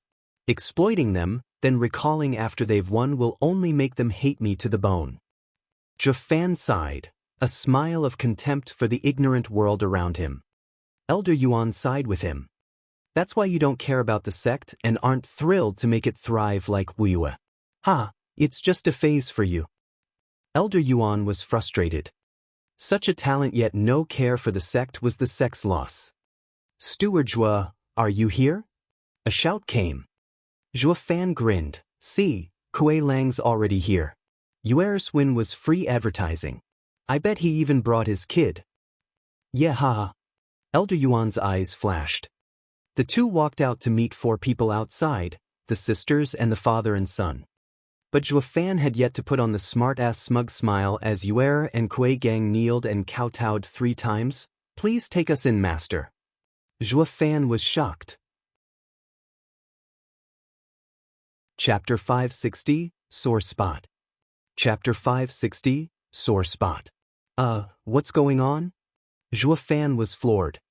The 2 youngsters' eyes steeled and they cupped their hands. Please, master, take us in. Haha, congratulations, Steward Zhua. You have new disciples. Elder Yuan laughed. Kuei Lang and Yu Ling joined him without shame. Like he'd just have to agree no matter what. Face twitching, Zhua Fan's mind ran a mile a minute and he snapped. Congrats, my foot. I'm still just a disciple myself. If you want a master, go to those old-timers. Especially you. Zhua Fan pointed at Yuer. Don't you dare tell me that you lost. You should be replacing that fox instead as an inner disciple. What have you come running back for? Yuer pondered, then looked him in the eye. Take me in. Take my foot. All those old-timers await your bow to bring you a bright future. What the hell are you doing back in this dump for me? I'm a disciple, god damn it. Zhua Fan sighed. Yuer was stubborn. Being under your care will make me stronger than them. Strong my ass. I'm just a laborer who can't do anything right. Zhua Fan flared his nose. Yu Ling and Kuei Lang chimed in. Steward Zhua, it's not the place that's famous but the one residing in it. I've never seen anyone make a disciple so strong in just 3 months. I believe Yuer can only live up to her potential under you. My brat shall be in your care as well. I hope he'll soon catch up to his senior sister. Ha! Kuei Lang pushed his son over with no shame. Zhua Fan was brooding, then shrugged. You better not complain about it later. There's nothing in the labor office. I have no resources or pills to give them either. How far do you think they'll go? Haha, with Steward Zhua being the moneybags, a few disciples will barely strain his pockets. Giving the kids to him is the best decision. Elder Yuan butted in. Look at Yuer's gear that got all those elders and venerables vying for her. All of it came from Steward Zhua. Kuei Lang and Yu Ling's eyes sparkled. Rather than be pals with a moneybag, taking him as godfather was way better. And master wasn't that far off either. With the brats under Zhua Fan, they believed not even the labor office could thwart their progress. They'd have done the same, but since they already had a master, they couldn't. Zhua Fan's wealth had that kind of effect on people. Zhua Fan eyed Elder Yuan and sighed. Elder Yuan, could you please not cramp my style? But I'm not, only helping you set the stage. Your disciples will come back running and lift you up. Why let them go to waste? As for being a disciple, you shouldn't nitpick, since teaching isn't dependent on age. Elder Yuan chuckled. Yu Ling and Kuei Lang bobbed their heads. Zhua Fan's face was hard. I can never accept disciples, not now, not ever. And Kuei Gang. If you want to be like Yuer, I can teach you for 3 months, but that's it. Take it or leave it. Zhua Fan entered the house. Yu Ling and Kuei Lang froze. What's with Steward Zhua? Isn't it just some disciples? Steward Zhua, Yuer refused to be an inner disciple and willingly returned to your side. You'll condemn her by refusing. Yu Ling implored. But all that came was a cold voice. That's her choice, nothing to do with me. Yu Ling looked at the rest shaking their heads and everyone placed their last hopes on Elder Yuan. The old man pondered before turning serious. Wait here, I will settle this. This is about your honor and the sect's design. They were puzzled while looking at Zhua Fan's door. Isn't it just about us? Elder Yuan entered the house. Here they could speak at leisure. At Zhufan's glum look, Elder Yuan smiled. Steward Zhua, are you touchy? As if. Then a sore spot. Even less. Zhuafan denied. Elder Yuan smiled. Oh yes, a sore spot. I said I don't have a sore spot. Zhuafan was annoyed. Why won't you take them then, yet show such dislike and revulsion? I'm a maverick. Zhuafan cut him off. Elder Yuan smiled. I've lived for so long and seen so many things, so you can't fool me. You'd be indifferent or ignore them if it's just being a maverick, not show such a strong hate for it. Something must gnaw at you. Talk to me, maybe I can help. Zhuafan glanced at the short elder and sighed. Elder Yuan, did a disciple ever betray you? Steward, you're such a kidder. Look at me, I'm but a frail old laborer. Who'd want me as their master? Why, did a disciple betray you? Elder Yuan probed. Nodding, Zhuafan sighed. He truly surpassed his master. Back then, we were close as kin, yet to steal from me he colluded with others and wounded me deeply. I vowed to never have a disciple. Zhufan's eyes were filled with fear and bloodthirst. Oh, did you kill him? Got revenge? Elder Yuan said. The issue would have been more or less settled if he did. His silence was answer enough, that this point bothered him more and more. Zhuafan shook his head in hatred. He is too far away. But one day, I will find him and pulverize him for his betrayal.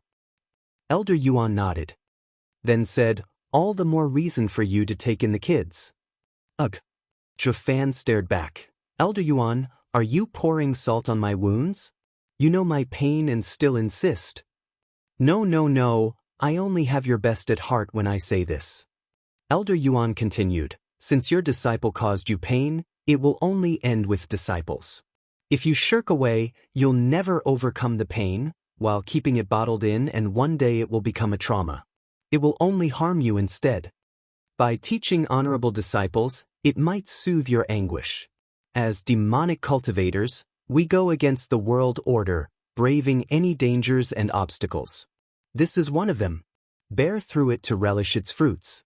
Ignoring it and avoiding the issue will hold you back from reaching the best you can be no matter how high you go. Because your heart is incomplete. Elder Yuan pointed at his chest. Zhuafan felt his heart become broader and freeing his Yuan Qi into flowing faster. He had grown once more in his heart and mind. Elder Yuan, I would have taken you as my master if not for your low cultivation. Zhuafan grinned. Elder Yuan gave a warm nod. With you as my disciple, my life has found meaning. They both laughed. Finding such a close friend, they both relished the experience. Zhuafan and Elder Yuan walked out and saw the two still kneeling. He agreed and Kuei Lang and Yu Ling were overjoyed. The kids' future was going to be brighter than ever. Like, where are the experts only to find they already beat them all? Chapter 561, Valued. Chapter 561, Valued. Are you there, Wu? In the sect leader's hall, Xie Wuyue was sitting on his throne with a jade slip in hand detailing the distribution of resources when a vague baritone entered the hall. Xie Wuyue sighed. Fiend Yang, what on earth brought you here? To talk, of course. A red-faced and bulging-belly middle-aged man walked in. On one side was a glum beanpole and on the other was a refined man with a fan. Xie Wuyue nodded at them. For all three fiends of hell to come, it must be serious. Hey, what's that supposed to mean? Am I not important enough? The fat man scowled. Xie Wuyue said, watch your tongue. You're speaking to the sect leader. Oh please, weren't you fiends Xie in our little gang of 4? Stop playing around, we're all brothers here. Go mess with bystanders if you're so keen. Fiend Yang flicked his sleeve. Xie Wuyue turned glum, staring at him and roaring, guards, throw these bastards out. Yes, sir. Many executives came in, but at the sight of the three, they shrank and looked at Xie Wuyue conflicted. Ugh, venerable sirs. The guy with the fan smiled. Withdraw, we brothers are only joking. Yes, Fiend Gui, sir. The executives scampered off with a bow. In any other situation, these elders would have given their lives for sect leader. But these three were part of sect leader's clique, sharing life and death together, brothers having braved the double dragon gathering and were now venerables guiding elites. They all liked to take light of the situation and crack jokes. Attacking the three would not only irk these three but sect leader as well. I was only faking anger. The ones to suffer would be themselves, so they'd learned to stay clear. Fiend Gue had no trouble getting them to leave and not even Xie Wuyue objected. It was obviously just a scare tactic. Once the four were left alone, the beanpole went right to it. Wuyue, we want to know about someone, the same laborer that interfered with the inner sect competition. Who is he? That's sect leader. After emphasizing his status out of reflex, Xie Wuyue sighed. The brat is someone I brought from outside. Zhuo Fan is an outstanding chap. Stop stating the obvious. I'm not here for some confirmation. Fiend Yang rolled his eyes. Why did you put him in the labor office? He's no waste, or did he incur some punishment? Xie Wuyue smiled. What punishment, since he's been there from the start? Why, you foolish sect leader? You're ruining everything. Dumping such a genius into labor? My heart can't take it. Fiend Yang held his chest and bewailed. I warn you, Xie Wuyue, we're lacking elites now more than ever. So get him out. The other two nodded. Xie Wuyue replied with a snicker. Have you forgotten that anyone thrown in the labor office will have their future cut off? On coming out, he'll become an elder or venerable at most, but never an elite. Xie Wuyue, why you damn sect leader? You just wasted a damn good seed. What about the double dragon gathering? Who is going to go if not him? Are we going to disgrace ourselves before the 9 sects again? Fiend Yang pointed at him. Fiend Gue stared hard but smiled. Wu, you're the most calculative among us, your mind broader, and that's also why you're sitting on that throne. You didn't just do this out of foolishness, did you? Heh, I brought him in and am still waiting for him to bring me rewards. You think I wanted him to be a laborer? I planned on making him my disciple and use this status to make him an elite. That's better. Fiend Yang butted in excitedly. Under the wise and brilliant sect leader's tutelage, such genius is bound to shine and break out of that accursed rule. But what's he still doing there then? Someone opposed it. Xie Wuyue sighed. Fiend Yang squinted. Someone was against such a genius? Let me have a go at him. It's those oldies, right? How many times did those old-timers ruin our sect? How many talents did they kill? Took who was it? An elder or a venerable? High venerable.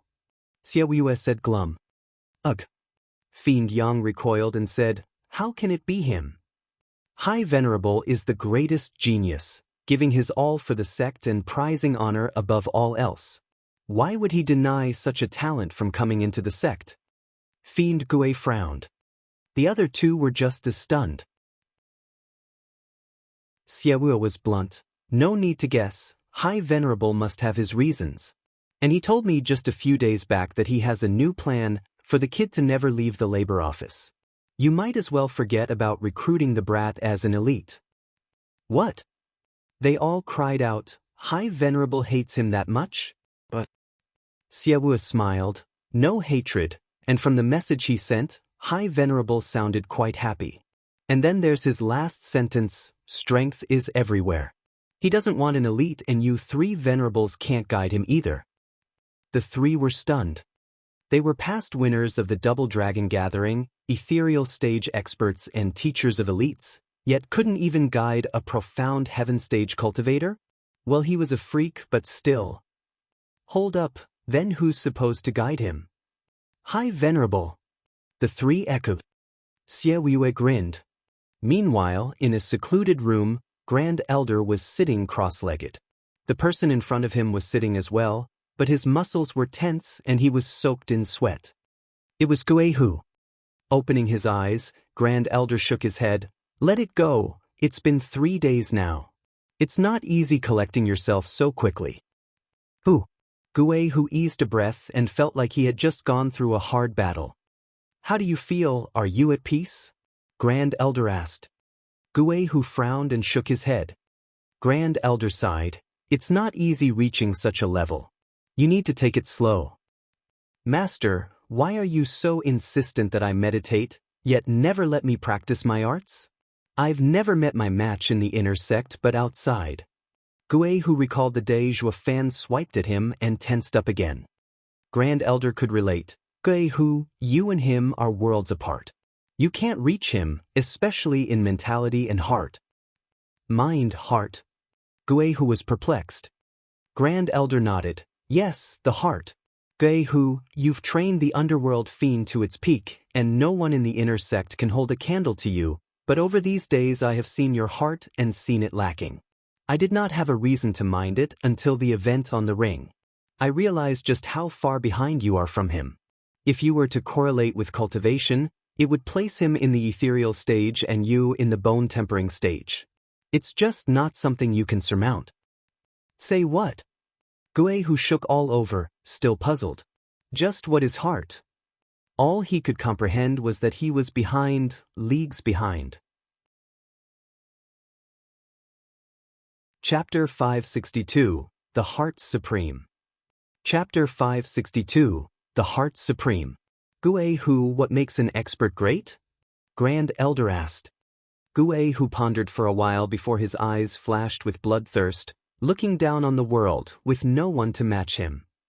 Weak. Grand Elder snorted. Experience is the father of wisdom. The same applies to experts.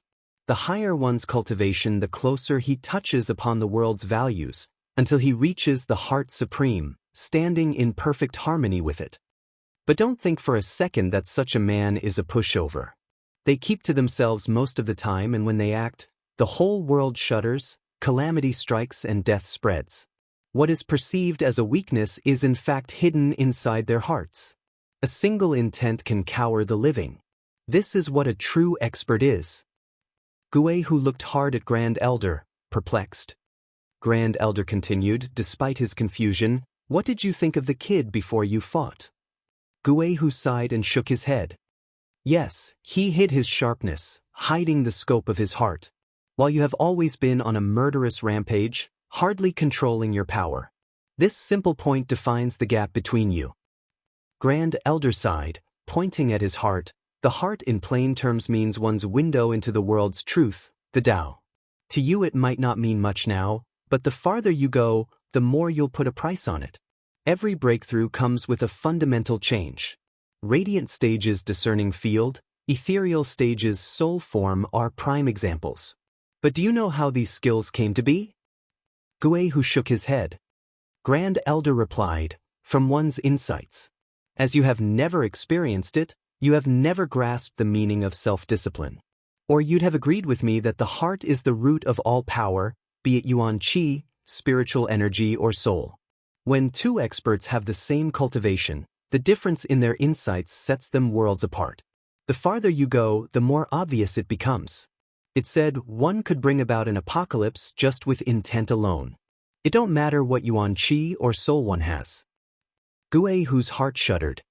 By cultivating all this time, the fiendish aura around him remained, but that was due to the neglect of heart. He might have had a quick rise, but in the long run it would hardly be of any help, treading a path for the weak. Master, does that mean the elders and venerables have a high mentality? Gue Hu asked. Grand Elder sighed. The demonic path is focused on selfishness, with few and far in between able to curb their desires and temper the demons within to gain insight into the demonic path. Even among elites and venerables. But this path will only stray them farther from the true experts. Do you recall how Venerable sure got hurt when going after the kid when he bumped into High Venerable? Haha, they're both in the ethereal stage, yet one strike from High Venerable can kill him? Why, because of the heart. High Venerable puts a price on understanding the world, and that makes him the strongest in the sect. It is the sole reason he got out of the labor office and became our best expert. Rumor has it that High Venerable cultivated to radiant stage in just 100 years, despite his poor talent. Yet now no one can reach him, all because of his insights into Tao. It makes one wonder, maybe he'd have gone beyond the ethereal stage with just a little bit better talent. A true pity. Grand Elder lamented, but Gui who was speechless. Nothing could have prepared him for how important one's heart was. It could even turn a simple man into the strongest expert. While he fell utterly short, and the farther he went, it only exacerbated the difference. Grand Elder said, Gui Hu, I hoped for you to become an elite and fight in the Double Dragon Gathering. But your future is of greater importance. Curb your desires and focus on the heart. Master. Gui Hu's heart jumped. But isn't it too late? Haha, it's never too late. Grand Elder laughed. Unlike cultivation, tempering your heart can be done anytime. Some even waste half their lives on one insight. Look at Impermanence 5. Aren't they the prime example of following High Venerable's footsteps? Their souls form a rarely seen domain, but with a frail heart, it would be weak. The sole reason for their strength, renowned through the Western lands, is their hearts, just below High Venerable. Gui Hu's eyes shook and he nodded. But then he hesitated. Master, just what is that kid's level then? Much higher than mine. Grand Elder sighed. He is a rarity. Not only his power is supreme, but so is his heart. The simple way he struck gave me the same feeling High Venerable did. Say what? Gui Hu was stunned. Zhuofan not only was stronger but had a heart on the same level as High Venerable. Grand Elder was wistful. Gui Hu, sect leader, has brought in an exceptional expert. Not one of the disciples can hold a candle to him. Please keep this in mind the next time you see him and show restraint. Sect leader must have brought him to deal with us elders and venerables. Sigh, sect leader is finally on the move. Gui Hu's heart was a mess. Zhuofan, just a profound heaven disciple, yet was at the rank of elders and venerables. I see it now, why he never cared about me when attacking. I am nothing. Gui Hu shook his head in bitterness. He had never been ignored by his opponents, never suffered such a setback in his life. Moving on, Zhuofan brought his new pupils to the array in the cemetery and he just stood there carefree. Then, Kui Lang and Yu Ling popped before him with a bow. Steward Zhua, it's finished. Good, let's begin. Zhuofan gestured them to the side and made a sign as he chanted, May the blood tide swallow the world, may disaster envelop the universe. Zhuofan extended a finger. The others watched as a shimmering door appeared, letting out wails and screams like no other as it opened. Kuei Gang tensed up. Master, shall I go in? You're in the mood for joking? Why else did your dad and Yu Ling bring the remaining corpses over and I have set up the blood slaughter array? It's for you and blood annihilation training. Now will you shy away, after all we've done for you? Zhuofan retorted. Kuei Gang gulped, the shrieks grating on his nerves. Master, isn't it dangerous? How else are you supposed to cultivate? How else do you think Yuer gained 3 layers so fast? She jumped right in and yet you can't even compare to a girl? Zhuofan snickered. Yuer tugged his sleeve. Master, you pushed me. Zhuofan's face twitched, glaring back. Keep your nonsense to yourself. Are you trying to make me look bad? Shrinking back, Yuer fell silent and Kuei Gang chuckled inside.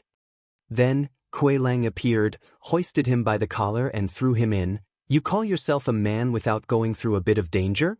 Is this my son, cowering before a bit of pain? Ah, Dad, you're killing me. Howls came from the blood slaughter array. Kui Lang cast Zhuofan a worried look after all. Zhuofan shrugged. Don't look at me. You pushed them onto me.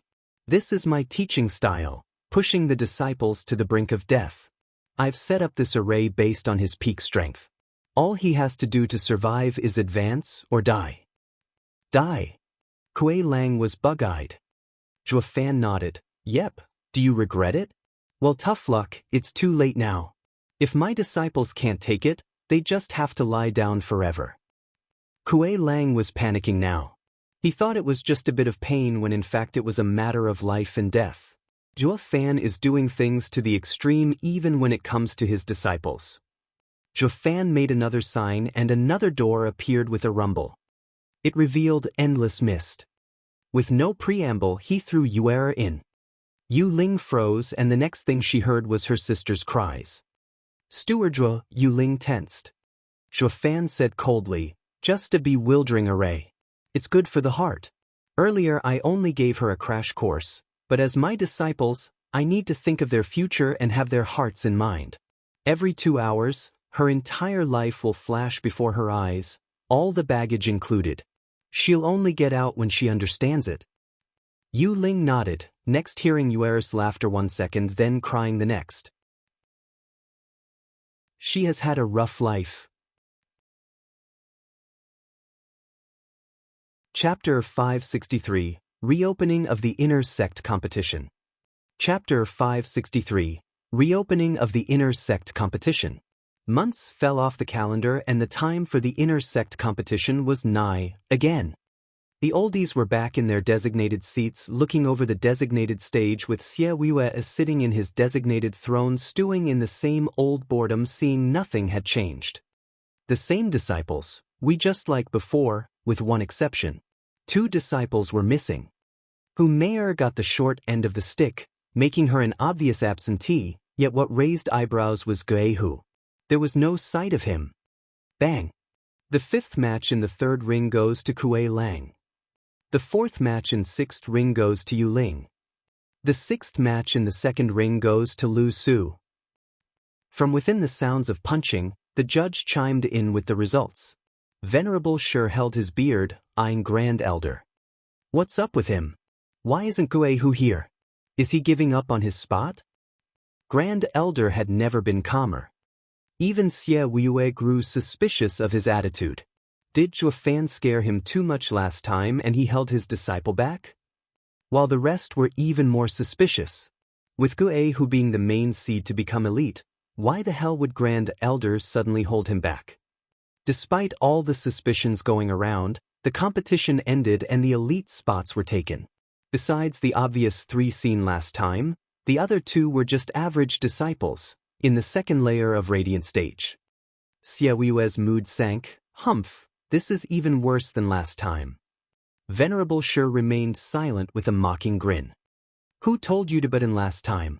Now you have one less elite candidate. You got what you deserved, sect leader. The other oldies lamented as well. Those 2 softies were no elite material.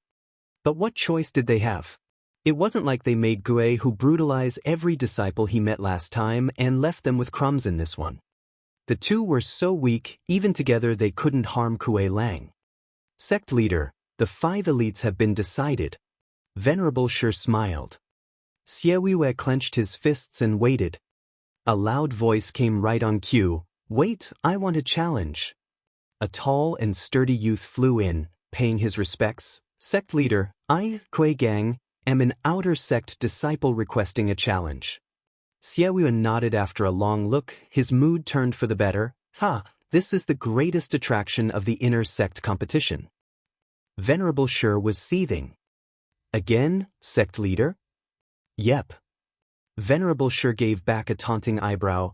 Going above your station is commendable, Kuei Gang, although you'll be walking between life and death. Sect leader, it's because I do not care about the danger that I must challenge. Kuei Gang bowed with confidence.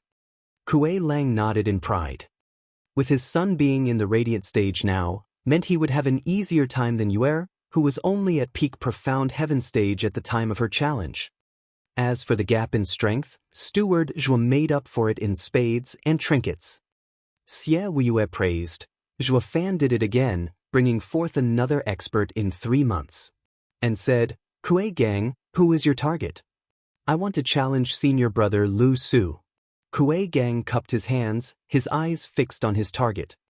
Lu Su mocked. A fresh Radiant Stage pup wants to take me on? Humph, do you think I'm Hu Meier and would fall like nothing? 5 layers difference isn't just for show, especially now that I've come prepared. Lu Su's hand shone brightly and a scarlet brush appeared. His body did the same and a spiritual armor outfitted him. The elders and venerables cried out. 8th grade demonic treasure, heaven leading brush and 7th grade demonic treasure, flowing light cloud armor? Xie Weiwei's brow shook, eyeing Venerable Shi. You went all out, I see. Even giving him your prized possessions. Venerable Sure chuckled. Sect leader, you're too kind. What can one do when the competition has devolved into a test of wealth and not skill? Even with my meager coffers, I at least have enough to give my disciple a head start.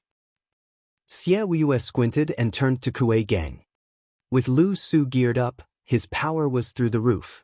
If Kuei Gang just copied Yuer and took out the 3 baubles from last time, he'd still come up short. It's cut and dry. Kuei Lang frowned with worry for once. He didn't think for a second that Venerable Sure would dump demonic treasures on his disciple and wondered if Shuo Fan's plan for this challenge would succeed. While Kuei Gang was at ease, his eyes serious. Nice items for offense and defense. I'll just have to give it my all then. Kuei Gang held a vial and the thick intoxicating smell spread. Many oldies cried, 9th grade pill, savage blood pill. Since I train in blood annihilation technique, the savage blood pill can boost my blood flow dozens of times. Even in the first layer, this pill alone will give me the power of a 3rd layer. Kuei Gang swallowed it. A bloody aura surrounded him and only increased as time went on. The stench of blood gave a nauseating feeling. Lu Su was outraged. Rotten punk, do you have a death wish? Pushing your blood to flow so fast will end with you blowing up. Why? Thank you for your concern.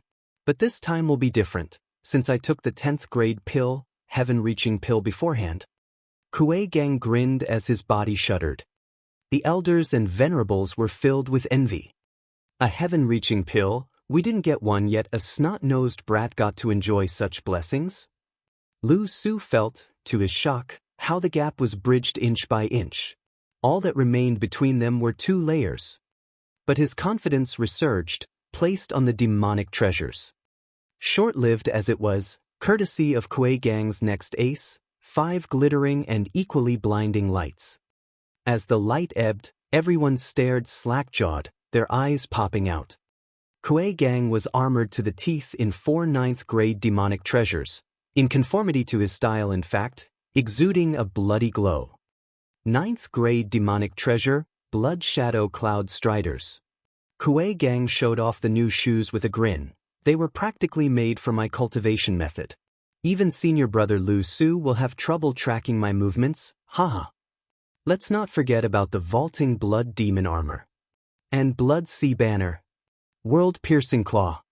The motif for Kuei Gang's set was that of skulls. His right arm held the bloody banner, his left the red claw, all demonic treasures of great power. Lu Su's mind left him. Venerable Sure's got stuck, Xie Weiyue's bogged down, and the oldies had none to speak of. The whole of Demon Scheming Sect was watching as their minds flew away. Chapter 564, Another Luo Clan. Chapter 564, Another Luo Clan. For crying out loud, are all outer disciples moneybags now, coming to throw their wealth around in the inner sect? That Missy was bad enough. Now this kid's showing off his bling too? Then again, old guys like us don't have anything to show. Don't you see, Venerable Sure had to dig his coffers to barely do it, yet still failed? The inner sect competition should be a test of skills and knowledge, not to strut in with 1 more gold chain. How vulgar, how malignant. By the way, child, mind letting one of these bags of bones take you in? And the trinkets, of course. All oldies looked on with bloodshot eyes at the glittering Kuei Gang and smacked their lips. Venerable Sure felt like cursing. Did sect leader gear these challengers? This wealth is too much even for him. Even if some outer disciples comes geared, it will be at most like last time. But to think there's someone who can top her. Sect leader, aren't your coffers too deep?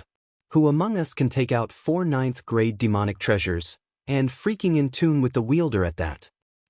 He has to have taken it from the sect. Xie Weiyue was glum, Venerable Sure was suspicious. Talk, sect leader, are you corrupted? Xie Weiyue felt that his look earned him at least a couple of slaps. I'm the sect leader here, giving my all for the sect, and you accuse me of embezzling? When in fact it's you, old guys, trying to scheme the sect of resources in the most legit manner. Yet you come question me? Get lost. But at the sight of those dashing demonic treasures, he fell silent.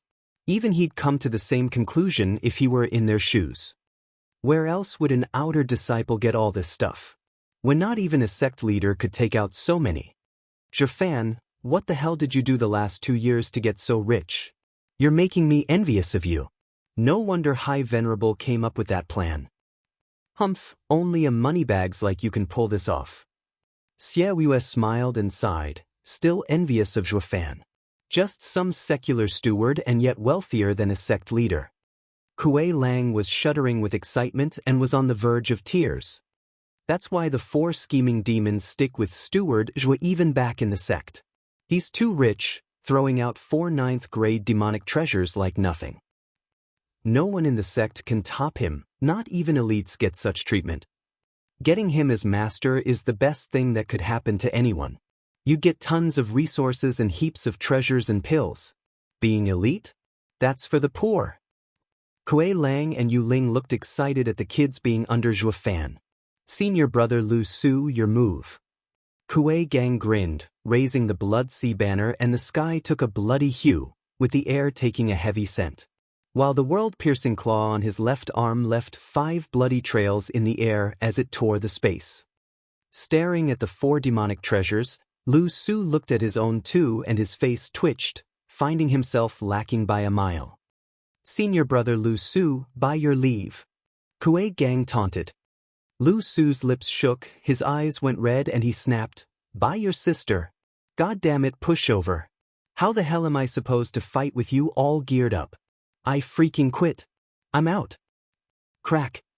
Lu Su threw away his 8th-grade demonic treasure like trash and stomped away in anger. Venerable Sure was about to call him back, but no words came out. What's the point when it's obvious there is no chance of winning? Glancing at the brush on the ring, Venerable Sure had a bitter smile. I scraped the bottom of the barrel to get it, yet it looks so dull now. Venerable Sure shook his head and flicked his hand for the brush to come to him. He mocked, "Sect's leader's wealth is beyond measure. You're truly our leader in name and in reality. Don't look at me, I've got nothing to do with this." Xiaoyue squinted in anger, then said to Kuei Gang, "Since Lu Su has abstained, the win goes to Kuei Gang and so does the elite spot. You may now choose an elder or venerable as a master and become an elite." "Kid, over here." No, pick me, I'm totally devoted to cultivating." The same thing happened to Yuer 3 months ago, and this was just a repeat performance. Every elder and venerable outdid themselves in trying to get the gaudy disciple. But Kuei Gang had already made his decision, ignoring the squabbling fools and bowing, "Sect leader, I already have a master in the labor office. Please send me there as well to stay by his side."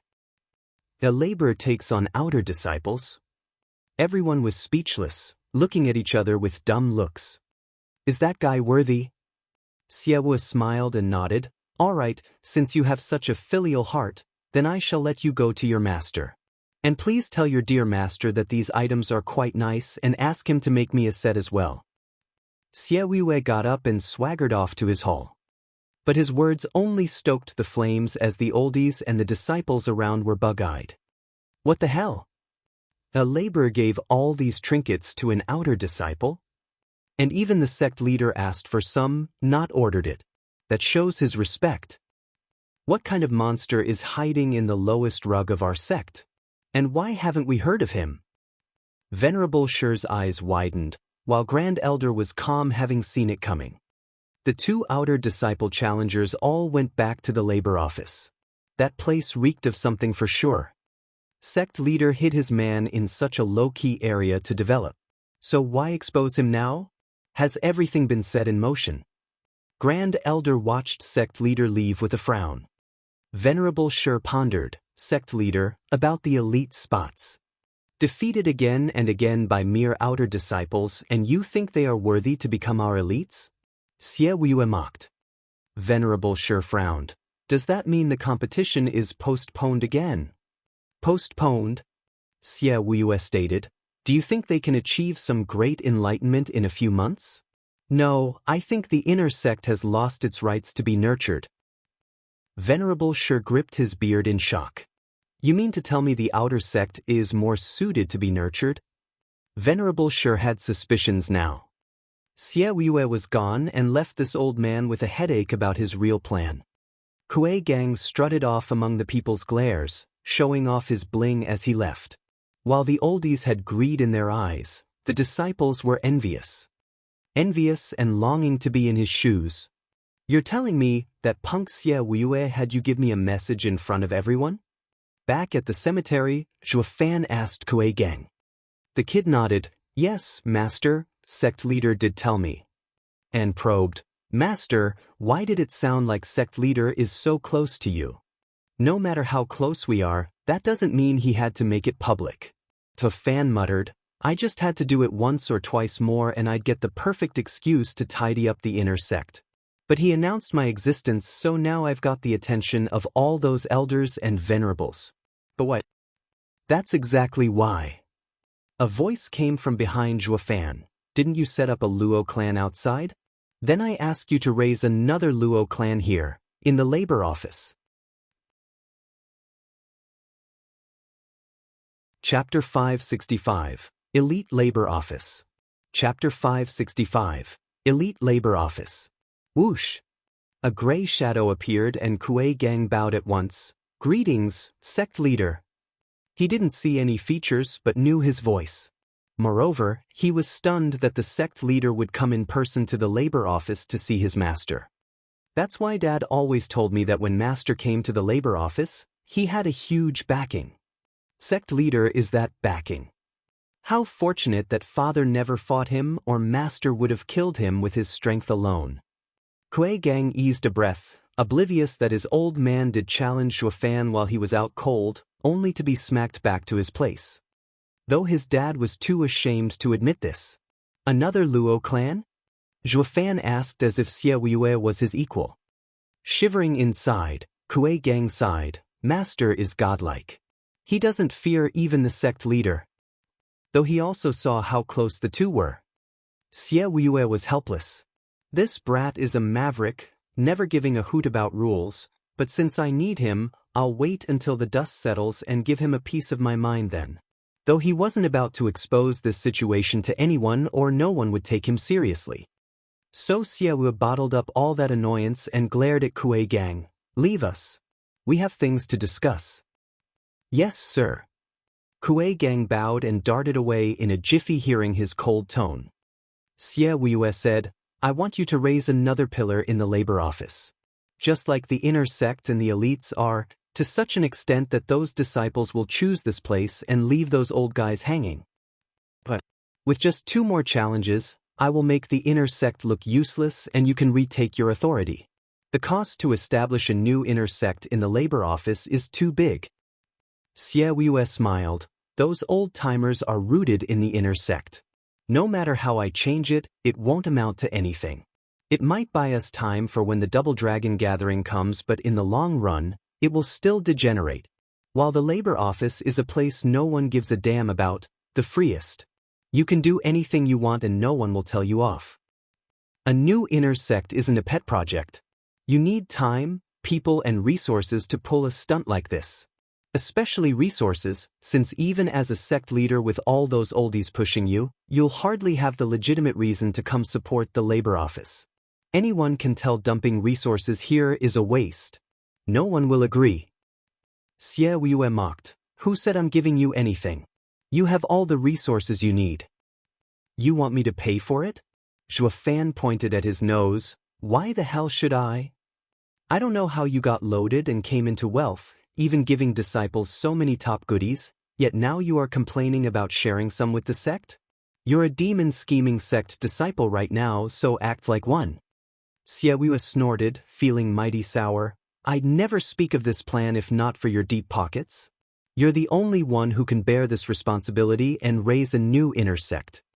As for time, since you took just 10 years to get Luo clan so high, you're sure to get a new inner sect built in a short time as well. Regarding people, you'll have the labor office to pick disciples from, and I've also spread the word that labor office houses an expert that can train elites in a short time. I reckon the inner and outer disciples will flock to you. So lighten up, It's all a matter of resources now, ha. Xiaowu laughed and Zhuo Fan came out of his stupor 2 seconds later with a vengeance. You're robbing me blind. Going Robin Hood on me, are you? That's my hard-earned capital. I can't just take everyone. Think it through. As a money bag, don't come crying to me. It is your contribution to the sect. By the way, the kid must have told you by now. Give me a set as well. I'm fresh out. You've robbed me of everything and became a pauper. Zhuo Fan's face twitched. Xiaowu hid a smile, feeling uplifted all of a sudden and vanished with one last line. Kid, better make do on that set order I have for you. Since I'm covering for you, it's time you did something for me, huh? I'll do something all right, kick you in the tenders. I'm doing all the work and now you want me to pay for all of it too? Frickin' Frassum, no one's as dirty as you. Oh right, this is a demonic sect, everyone here stinks. Zhuo Fan's mood sank and he gnashed his teeth. Xiaowu, I'll get you for this and won't stop until you cry. Dang. Under the clear moon night, labor office was quiet as all laborers had come back after a toiling day of work and training so that one day they may leave this hopeless hellhole. Though those resigned to their fates, just had a peaceful sleep, doing the work like robots. Then a clear bell ring sounded across the land and jerked them awake. Everyone looked around, stunned. The gathering bell? So soon? Kuei Lang and Yu Ling were the only ones who could use it, but with them gone, who'd have the same power? An aged voice called from outside, everyone is to gather at once. Elder Yuan, who called the meeting? Aren't Kuei Lang and Yu Ling gone? One laborer rushed around in panic and asked the old man. Elder Yuan smiled. People come and go but the camp is never without its soldiers. The two have left but someone took their place. Hurry up now or you'll piss him off. Elder Yuan went all over the place to announce. A new boss? Did an inner disciple get dumped here again? Two left yet another one shows up? Sigh, there's just no rest for the wicked. I wonder if he's any better? The gang rushed to the cave and the meeting place. But the boss left them speechless. It was no senior brother or sister, but a fellow they all knew too well, Zhuo Fan. Next to him were his two disciples, both in the radiant stage. The pressure bore down on the laborers and made them tense on the spot. Elder Yuan ran to the platform and grinned. Steward Zhuo, all are here. Thank you, Elder Yuan. Zhuo Fan looked down on the laborers. You are all gathered here for two reasons, one good and one bad. Everyone looked around puzzled. Zhuo Fan smiled. The bad news is, your happy days are over. Kuei Lang and Yu Ling are gone and you have had around half a year of easy time. But now, I am in charge of the labor office and will get you to make up for those 6 months of lost time. Every heart skipped a beat, having a bad feeling. Zhuo Fan looked to be in the 8th layer of profound heaven stage but his power went way beyond. Even Kuei Lang and Yu Ling showed respect. Can't you see his disciples? They're radiant stage experts for crying out loud. The fact that they were disciples to a profound heaven master went to show what a freak he was. They were even more afraid of the mysterious Zhuo Fan than the hardballing Kuei Lang and Yu Ling. Just that Zhuo Fan had no interest in labor office so far, but now had plans to take it for himself.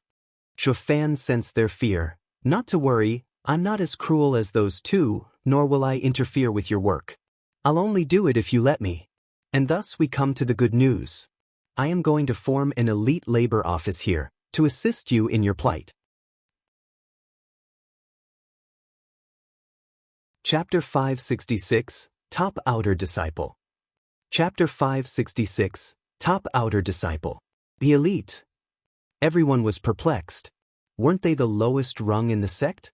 Were they to be divided again into elites and common laborers? Zhuo Fan ignored the clamor, letting them get it out of their system while also stirring their curiosity. He signaled for attention after a moment. Everyone, this is the labor office, you can't get any lower than this in the sect. Everyone here is punished or cast out, never to see the light of day. The fortunate ones like Kuei Lang and Yu Ling who return to the inner sect or become executives are too few. While the vast majority will live their last days here, fated to find their end as materials for the higher-ups training. You're lower than ants, so how can you hope for survival when death is set in stone? Zhuo Fan's words caught their undivided attention. Yeah, we're only guinea pigs for others, raised for the right moment to take our lives. They were truly poor souls and would be better off dying than live such a wretched life. Sorrow consumed them and some even sobbed in despair. Zhuo Fan hid a grin as he stated, "Everyone knows I am special since I got here. Without so much as a test, they put me here even though I didn't commit any crime. Why you envious of my talent?" Zhuo Fan roared, "You must have heard of Kuei Lang and Yu Ling's situation. And you've seen with your own eyes what a dark pit the inner sect is. It's those elders and venerables who are envious of talents that landed me in this place from which I can never escape. Even if I do, I will never wash away this stain of being a laborer, always beneath them." Zhuo Fan's rage would not be denied. Kuei Gang flinched and rolled his eyes.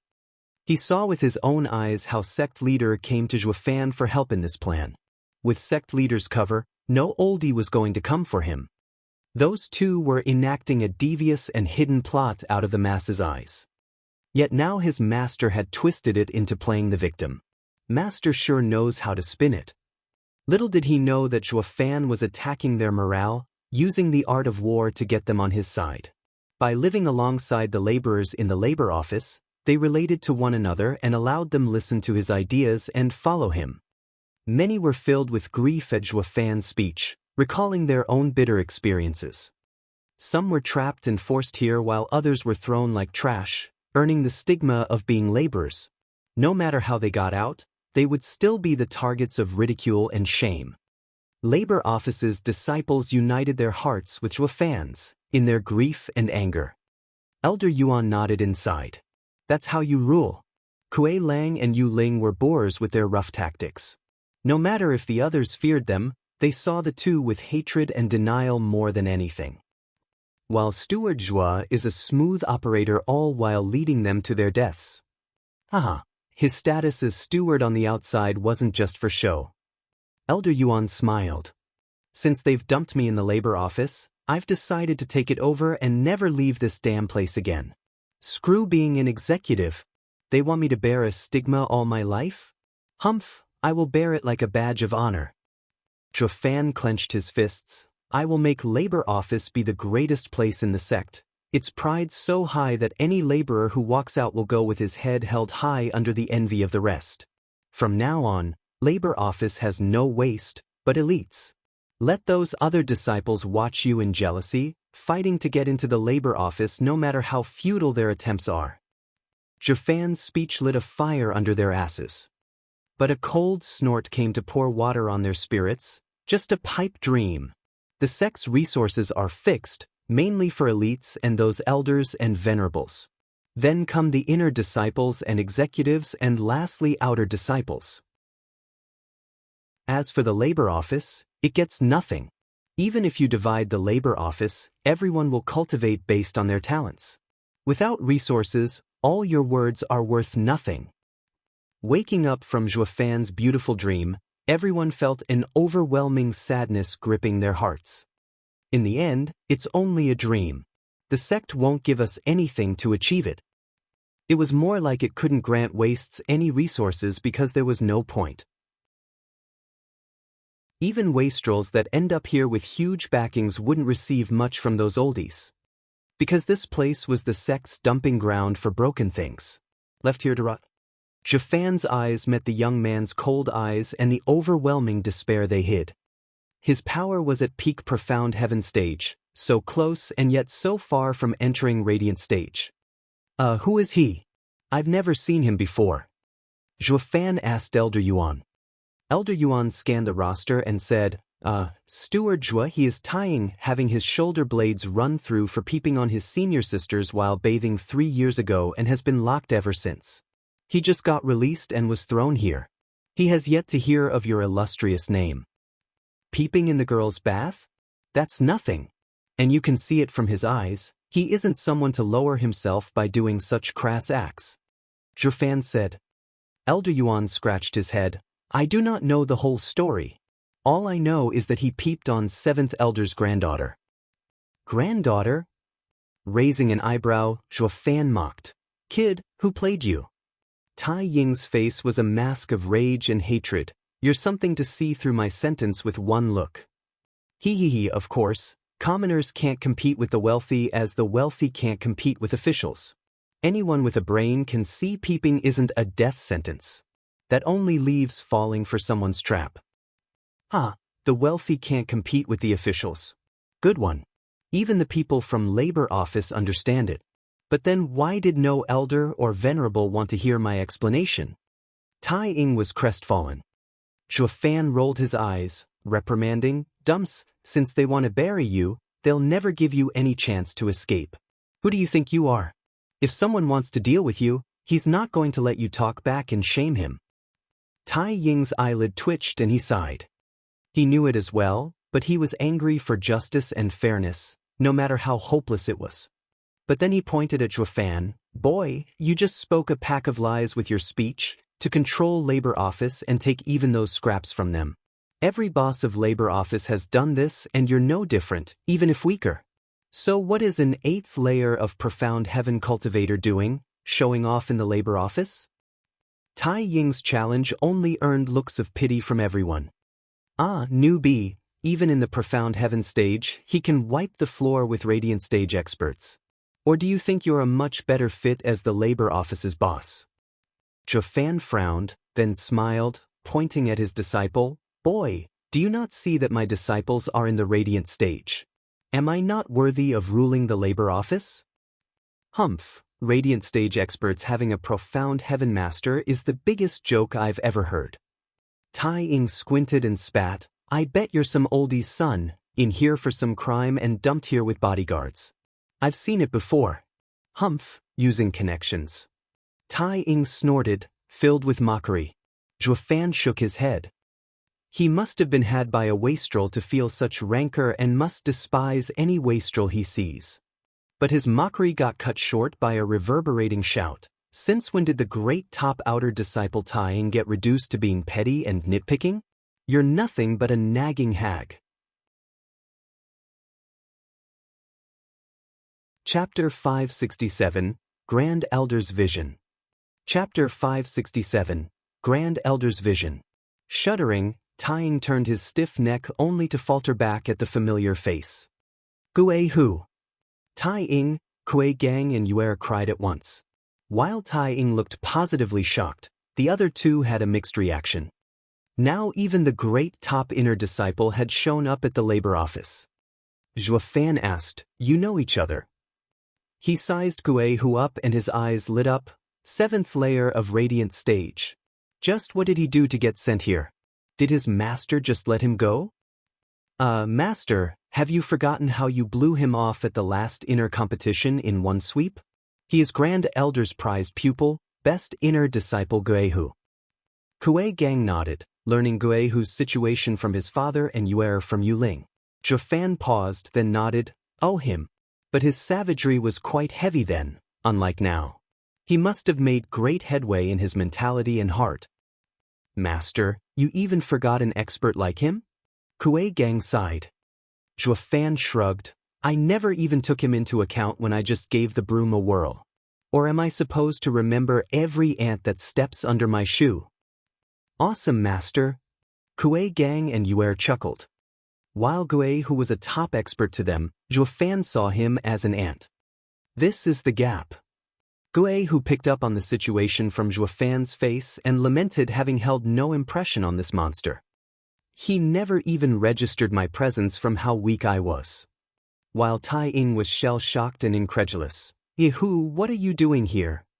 Yeah, you should be well on your way as an elite. Zhuo Fan gave Elder Yuan a curious glance.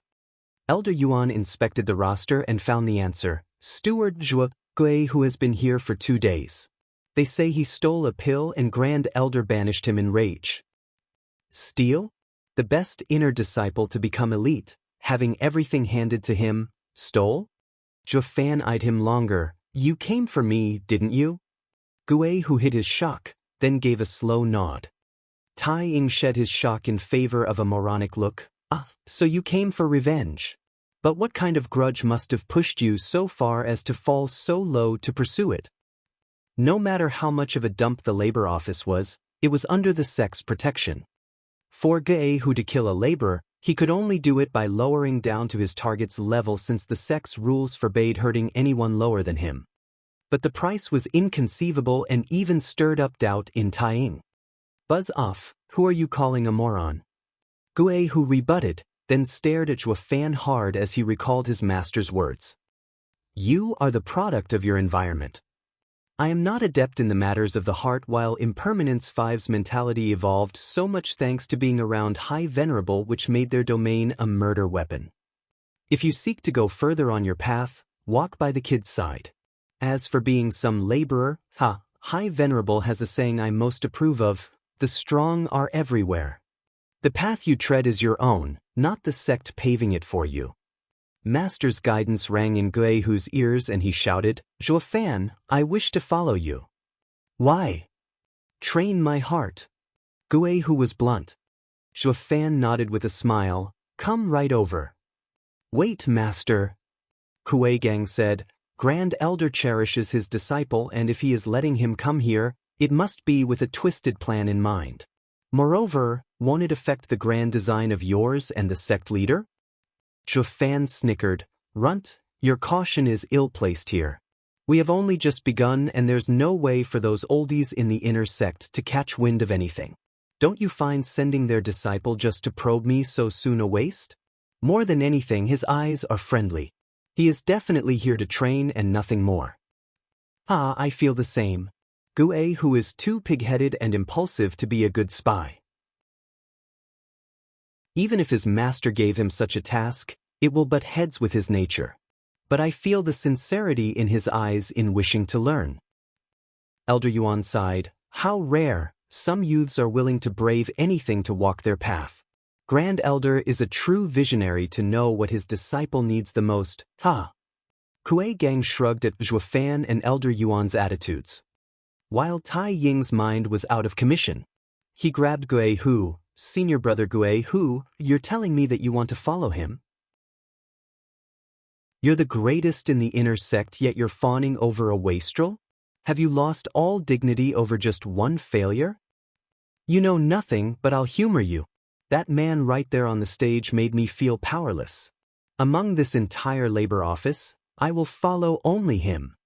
Gehu snorted. Taiying watched him go with a shocked look. What the hell is going on here? Since when was profound heaven stage cultivation amazing? Zhuo Fan's enticing voice once again drew attention. People, Brother Taiying raised a valid question that I am going to answer right now. The resources are not a problem, they will come from me. Don't believe me? Take a closer look at my disciples. Zhuo Fan pointed at Yuera and Gang who stepped forth to reveal their gaudy trinkets. Everyone's eyes reddened, picking up on the thick spiritual energy wafting from them. No matter how many rumors they heard, seeing them all dolled up had their blood boiling. Taiying couldn't think straight. For the love of God, 2 disciples armed to the teeth in 8th and 9th grade demonic treasures is unheard of. Even among venerables and elders. Since when did the labor office become a club for high rollers? Fellow brothers, these children challenged inner disciples and yet came back alive and well. Because what I offer, the elites can't top. Stick with me and you're set for life. All of you who wish to follow me, shout out my name, Steward Zhuo. Steward Zhuo. He incited the crowd and they replied in kind, filled with hope and desire, as if he was their deliverer, a messiah. Zhuo Fan flicked his hand and the hubbub grounded to a halt. Zhuo Fan turned heavy in his shout. In order to follow me, there are some conditions, to thirst for strength. I have no need for loafers. Through a trial I'll soon set up in the labor office, I will test each and every one of you if you're worthy to join the elite labor office and deserving of my endless resources. I promise you that those who pass will become elders or venerables. You will no longer have to join the Azura Circle. And as for those who fail, sorry but you'll remain as simple laborers waiting for death in the Azura Circle. Whoosh! The shouting that was mounting faltered as the crowd turned silent. Wait, we still have to pass a test? I haven't cultivated in weeks. Zhuo Fan hammered it in. If you are so afraid to even take this step to become strong, to join me, then you deserve your fate as ants. You don't have the drive to thirst for power, you are weak. This reverse psychology worked its magic like a charm. With a mix of encouragement and insults, many were driven, their spirits burned with a fire never seen for years as they stormed Zhuofan. Tai Ying felt the crowd move past him, then his eyes steeled for going with them. Let's see what a profound heaven cultivator has that can make so many fall for his words. For even the greatest inner disciple Gue who to follow him. They followed Zhuofan behind the mountain, to the cemetery where he shouted and made a sign, Heaven Earth Profound Yellow. For direction gates open. Chapter 568, Heaven Earth Profound Yellow. Chapter 568, Heaven Earth Profound Yellow. Rumble. The ceaseless rumbling accompanied the appearance of 4 doors merging into reality, with each having a different word etched on the top, Heaven, Earth, Profound and Yellow. Zhuofan passed by each of them. Each door is a sealed array and also your test. Between heaven and earth, heaven and man combine to form body, mind and soul. It changes and mutates into endless variations. Each of the arrays here is made of a blend of 3 types, trapping, killing and bewildering, an ever-shifting space. You simply need to pass any one of these tests and you will become an elite in the labor office and will be absolved from the suffering of a Jura circle. You mean they're all the same? Why for then? Tai Ying asked, puzzled. Zhuofan smiled. Good question. Making all 4 doors the same would have been a pointless act. The yellow door is the simplest. With heaven, earth, profound and yellow targeting different aspects, the difficulty rises from yellow to heaven. Just like how there's outer disciples, inner disciples and elites. There are arrays of 5th grade and 6th grade, with the heaven door being a 7th grade array. Everyone gasped, even Tai Ying had a perpetual frown. Outstanding, labor office has someone that can set up 7th grade arrays. Everyone knew any array below 7th grade was moot for ethereal stage, meaning even ethereal stage experts had to take some time in breaking a 7th grade array. And this was a cultivation the elders and venerables had, yet this guy has set it up just to test disciples. Zhuofan beamed. The 4 doors target different aspects. As you can see, I'm not here to test your strength but potential. Since you just have to stick with me for a bit and strength would come by itself. Tai Ying had to admit, he had started to admire Zhuofan, even if just a bit. Moving past his integrity, just the fact that he had done more than those oldies ever could spoke volumes. With the labor office being dirt poor, testing these people like the outer and inner disciples was not possible. Though no one could guarantee that giving the same treatment to these people would result in breaking their limits through dozens of trials to become better than outer disciples. Hence, the test for potential. While those oldies were fixated on strength alone when it came to the competitions, foregoing the potential of the disciples. To say nothing of the buried talents dumped in the labor office. Or more like they didn't care, only looking to get a firm grip on their power while doing as little as possible.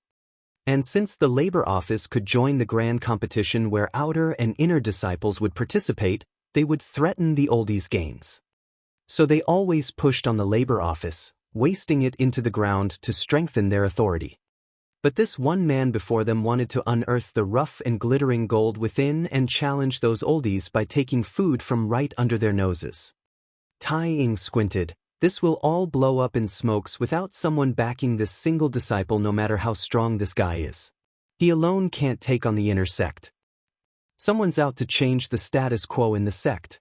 And this guy is his right hand, stirring up chaos in the labor office. Great! Tai Ying shouted in excitement. That got the others' attention. What's up with him? Zhuofan had an odd look. Did he lose it? Tai Ying walked over with steady steps before Zhuofan. I know your plan and I'll join. It's high time for the demon scheming sect to change. You have to prove yourself to me first. Zhuofan's eyes flashed. We have a thinker in our midst, one that is fueled by rage and hatred for what those oldies did to him. Tai Ying pointed at the earth door. Before I do, answer me this. Will you take me with you once I come out of it? I will. But I must warn you, there's a killing array inside. Having been locked up for 3 years, your strength must have waned. For your sake, choose the profound door. Zhuo Fan gave a friendly reminder. Everyone was tense. We can die in there? All faltered back. Tai Ying couldn't care less, laughing, live as geniuses or die as heroes. I'd rather die than not live my life to the fullest. Tai Ying was the first to enter the earth door. It followed with loud rumbling coming from within, rattling the fear in the people's hearts and making them shrink back even further. The kid has a nice personality and will achieve great things. Elder Yuan rubbed his beard. Zhuo Fan smiled. Those oldies trash is another man's gold. But let's wait after he comes out alive and not jump the gun. Master, didn't we come out of that 7th grade array? This array is only 6th grade. How hard can it be? Kuei Gang asked. Zhuo Fan mocked.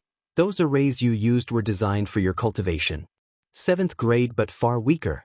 While the earth door has trapping, killing and bewildering arrays blending together to achieve a multiplicative effect. You're welcome to try the heaven door if you don't believe me. I promise you there'll be nothing left of you. I'd rather not, Kuei Gang faltered and looked bitterly at Yuer.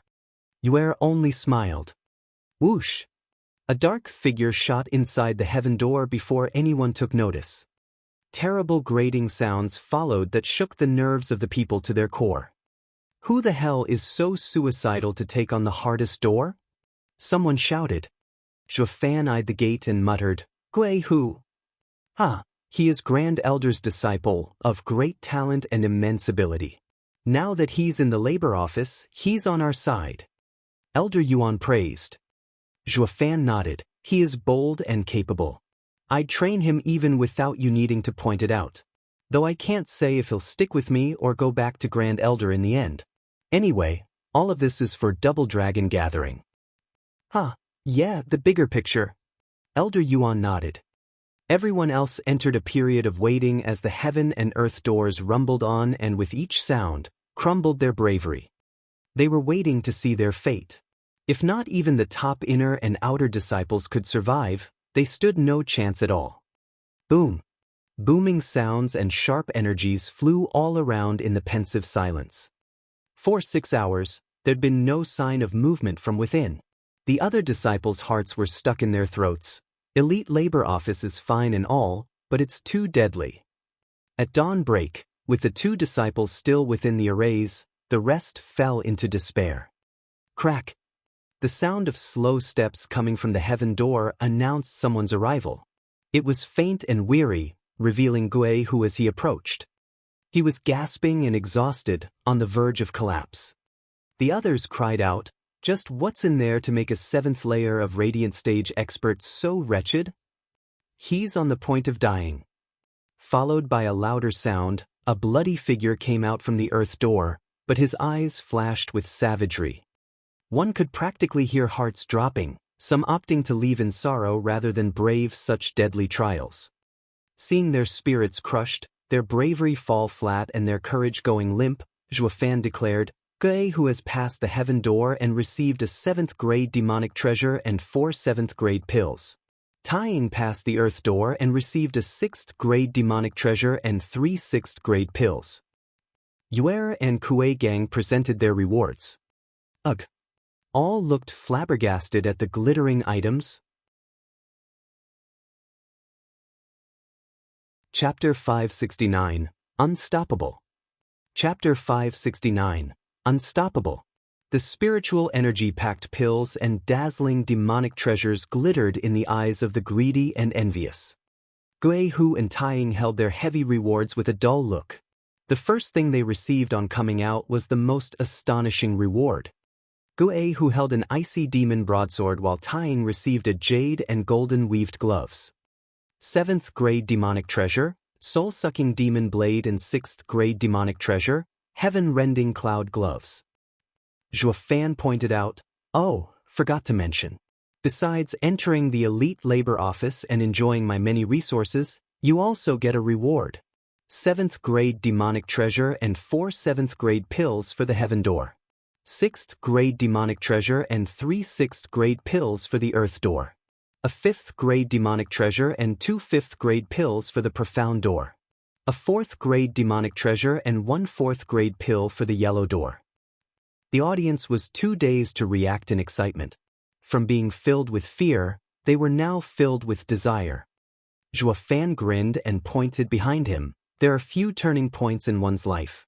Whether you grasp it and soar, become a dragon among ants, it will all be up to you too. Roar! The red-eyed mob took to the doors like an assault, all lusting for shiny rewards in detriment of their lives and the dangers they would face, losing all reason. The really crazy ones jumped into the heaven door, utterly suicidal. What hope could they possibly have? Yet a few dozen people who still had a little mind to care about their lives decided to leave, and Zhuo Fan did not stop them by any means. Greed is good, but don't lose your mind over it. Such reckless desire will only bring them death, sooner rather than later. In a jiffy, howls and wails adorned the morning sky above the heaven and earth doors. Their fates were sealed. Once everyone got in, Gui, who glanced at his blade and gave it back, "I know your words were just to entice them. Now that they believe it here, take it back." They were to entice them, yes, but were also real. This is your reward for clearing the heaven door. Keep it if you want to be an elite laborer. You'll need it. Zhuo Fan said. Gui, who said, "But it's too much." "How so?" "It's only a small reward. I am no poor fellow." Zhuo Fan chuckled. Yue and Kuei Gang smiled. "Master is well off. If you don't want it, he'll just give it to someone else." "Say what?" Gui, who sized Zhuo Fan up with shining eyes. Tai Ying blinked incredulously as well. Here they thought Zhuo Fan was playing a role to get his name higher in the labor office and get those cowering laborers to assault heaven and earth doors with a little incentive. Only to find the guy really did hand over those rewards. "I told you. Upon joining the elite labor office, you will receive plenty of resources, all from me. Now then, you two, Tai Ying in particular, you don't have to worry about the sect's political struggles while you are in the labor office. We do not rely on the sect, only on me." Tai Ying's heart shook. He took Zhuo Fan for another man's pawn in some big shots plan. These great demonic treasures and pills had to have come from someone with a really high-up backing. But it was all in his head. The guy is a moneybag. He wants to make his own faction hidden from the sect's eyes. Don't all disciples come to sects for resources? Why stick to the sect when he's the one giving them out? Tai Ying grew thrilled. Even being sent to this rotten garbage dump, he still found a way out. Brother Zhuo, what might we call you?" Tai Ying cupped his hands as he ventured. Zhuo Fan pondered. "I've been the steward of my clan before this, and now I'm the steward of the labor office's elites. So just call me Steward Zhuo." "Yes, Steward Zhuo." Gui Hu and Tai Ying nodded. Now they waited for the survivors. Minutes and hours ticked by all the way till the sun hung high above in the sky and the birds sang until someone finally came out. Weary and shaky people wobbled out of the door, all covered with wounds. Zhuo Fan eyed his disciples and they responded in kind, by stepping forth with the rewards. At the sight of all those pills and demonic treasures, the weary trial takers stood up like their wounds were nothing, touched to the core. They never thought they'd ever see such a thing again after being thrown in the labor office for years and years. "I'm so touched. Even death would have been worth it." As more and more came out, Kuei Gang and Yue gave them their rewards and their cheers grew in number. Zhuo Fan did a head count once everyone was out and found only 50 missing. Probably dead. Not that anyone cared when they all looked after themselves first and foremost. Oh, and the massive reward, one shouldn't forget that. If the reward had come later, they'd lament and take a moment for their fellow brothers who had died in the cruel trials. But now they had bigger and shinier things to worry about. Zhuo Fan swept the crowd with a critical eye. While you rushed in, some disciples left, aware of their limitations and frail hearts. Their future will forever be average, or some might return here never to come out, who knows. But to you, congratulations. You are now elite laborers and will receive everything you need from me. Steward Jua. The roars and pumped fists spoke volumes of their excitement. Especially now, holding their rewards and thrilled by the gains. Juefan had filled them with a drive this hellhole had sucked out of them for so many years, bringing the glimmer of hope in their pits of despair. He had practically become an existence higher than their parents. A gesture brought silence back, but the fire in their eyes burned hotter still. Juefan grinned. Most of you entered the yellow gate, with a rare few taking the profound one. Just how the doors are different, so are the rewards. If you want another door's treasure, then do your best and cultivate. Take on the next door and I will give you the same reward your neighbor got. Roar! Juefan's words added more fuel to the burning pyre. All the pressure and desolation they had gone through these years was at this moment shed off in their excitement. This power had brought the labor office a chance to shine. Elder Yuan nodded with a smile. Labor office got swept up by a sudden cultivation frenzy, with all laborers using their off-duty time to grow stronger rather than mess around.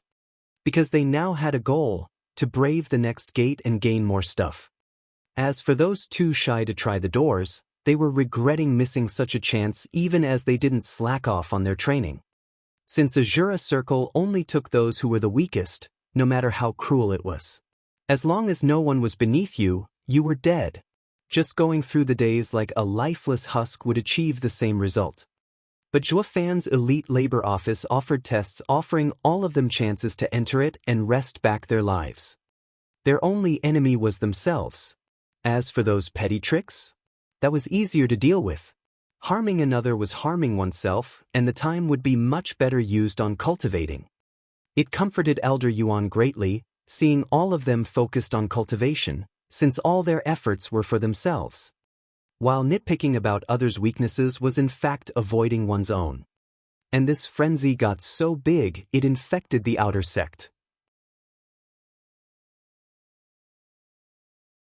Chapter 570, Flaunting. Chapter 570, Flaunting. Rustle.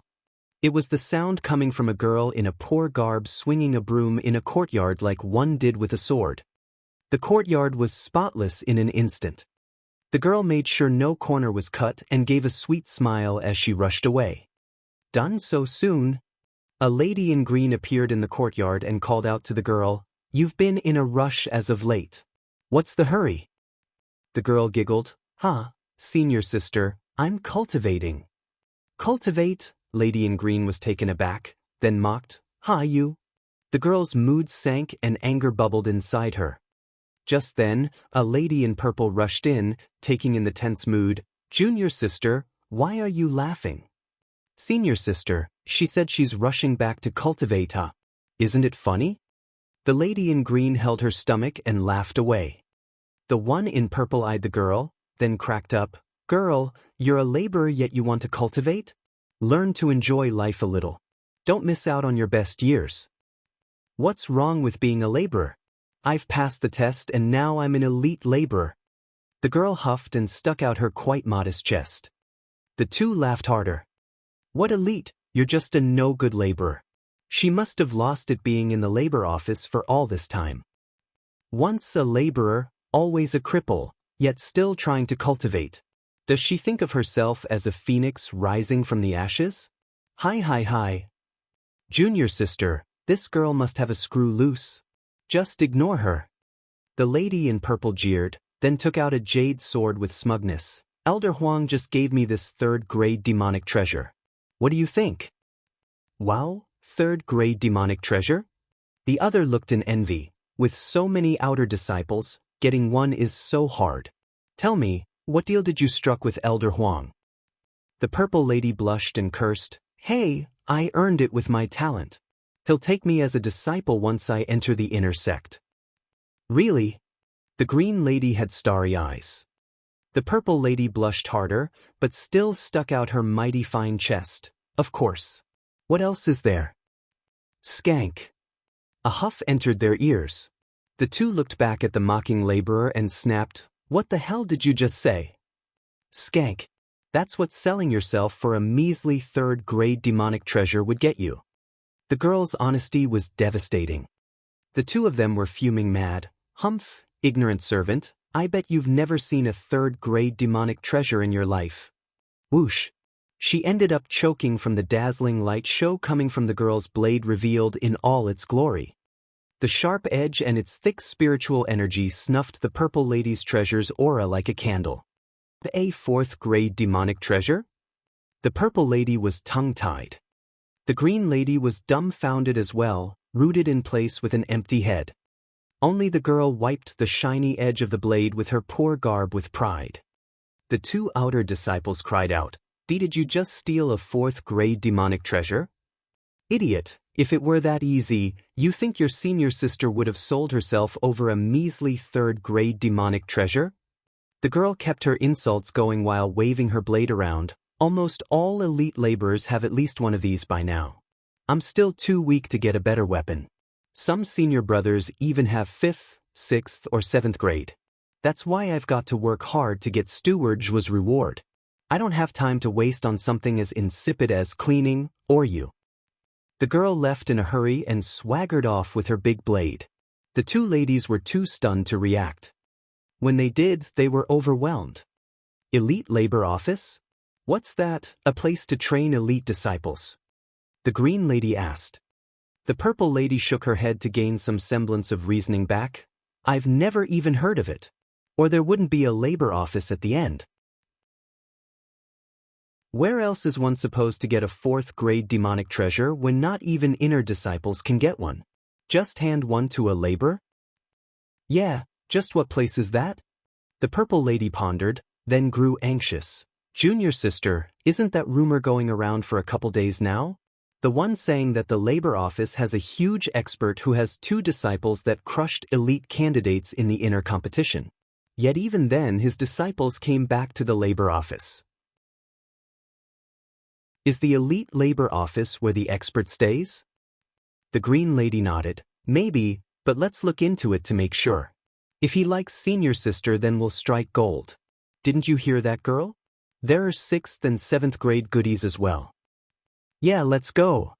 The purple lady nodded. And off they went to their destination, labor office. Similar cases popped up in many corners of the sect, all freakish. The despised laborers made a comeback the likes of which the entire sect had never seen, as they flaunted their stuff. Showing off one's bling wasn't exactly a skill, but it had its uses, to make the inner and outer disciples' eyes go red. What took the cake was their statement, we're from the elite labor office, and all the wealth comes from our patron. With red eyes and thumping hearts, the disciples from all over the sect converged on the labor office to uncover the mystical identity of the super boss. If they got a reward while they were at it, even better. Being so liberal with some stinking laborers must mean he'll be quite generous to the rest. All those disciples arrived with excitement, only to be barred at the gates. The shabby fence of the labor office had a notice sign in front, Elite Labor Office, with Yuer and Kuei gangs standing on each side of it. Their radiant stage aura was obvious enough, but so were their high-grade demonic treasures, blinding these disciples enticed by easy money. Oh hell, the boss has to be in. His disciples are out front. More and more disciples flocked in, begging to see Zhuo Fan, yet Kuei gang and Yuer never relented. Kuei gang shouted, Hold it! This is the elite labor office where the master is resting. Who dares to disturb him? Whoosh! His shout rang heavy in the crowd's ears, his aura pushing them all back. Yeah, a place is known for its local big shots, not the terrain. Just what kind of big boss came here to make it have such paramount importance? Anyone could come and go as they wanted to in the past. While now, there were 2 radiant stage experts acting as guards. Senior sister, senior brother, could we just have a peek at the expert? Some of them rubbed their hands. Yuer and Kuei gang had an insidious grin. Of course you can, but he is the steward of the elite labor office and only sees laborers. You may see him at your leisure when you become one. Say what? Become a laborer to see him? That was too steep a price. Everyone frowned and they were all conflicted. Tying and Gui, who carried 2 bruised and wounded laborers to the pair, one past the profound door, The other passed the earth one. Someone passed the earth door like you, senior brother Tying? Are you sure he's not a cheat? Kuei Gang raised an eyebrow. Tying chuckled. Who can cheat with me around? The earth door isn't too hard though. I ended up like that because I've just gotten out of chains and was quite weak. Otherwise I would have barely gotten hurt. Well, Master did put you two to supervise the doors, so we believe you. Kuei Gang chuckled and took out a 5th grade and a 6th grade demonic treasure. The crowd's eyes popped out. Tying looked at them with envy. So many blessings upon Steward's disciples. He even has you holding all of them. This? Master gave us 8th and 9th grade demonic treasures, and you think we care about some baubles? Ever since we paid respects to our master, our horizon has broadened and we no longer find these trinkets valuable. I even have 30 of them in my ring, waiting for the others to pass the earth door. Kuei Gang shrugged. The inner and outer disciples still around were shaking like leaves. The big shot is loaded and is so generous too. It might even be worth it to become a laborer. We would get far better treatment in here than in the inner sect or elite area. The hearts of these disciples thrummed with desire.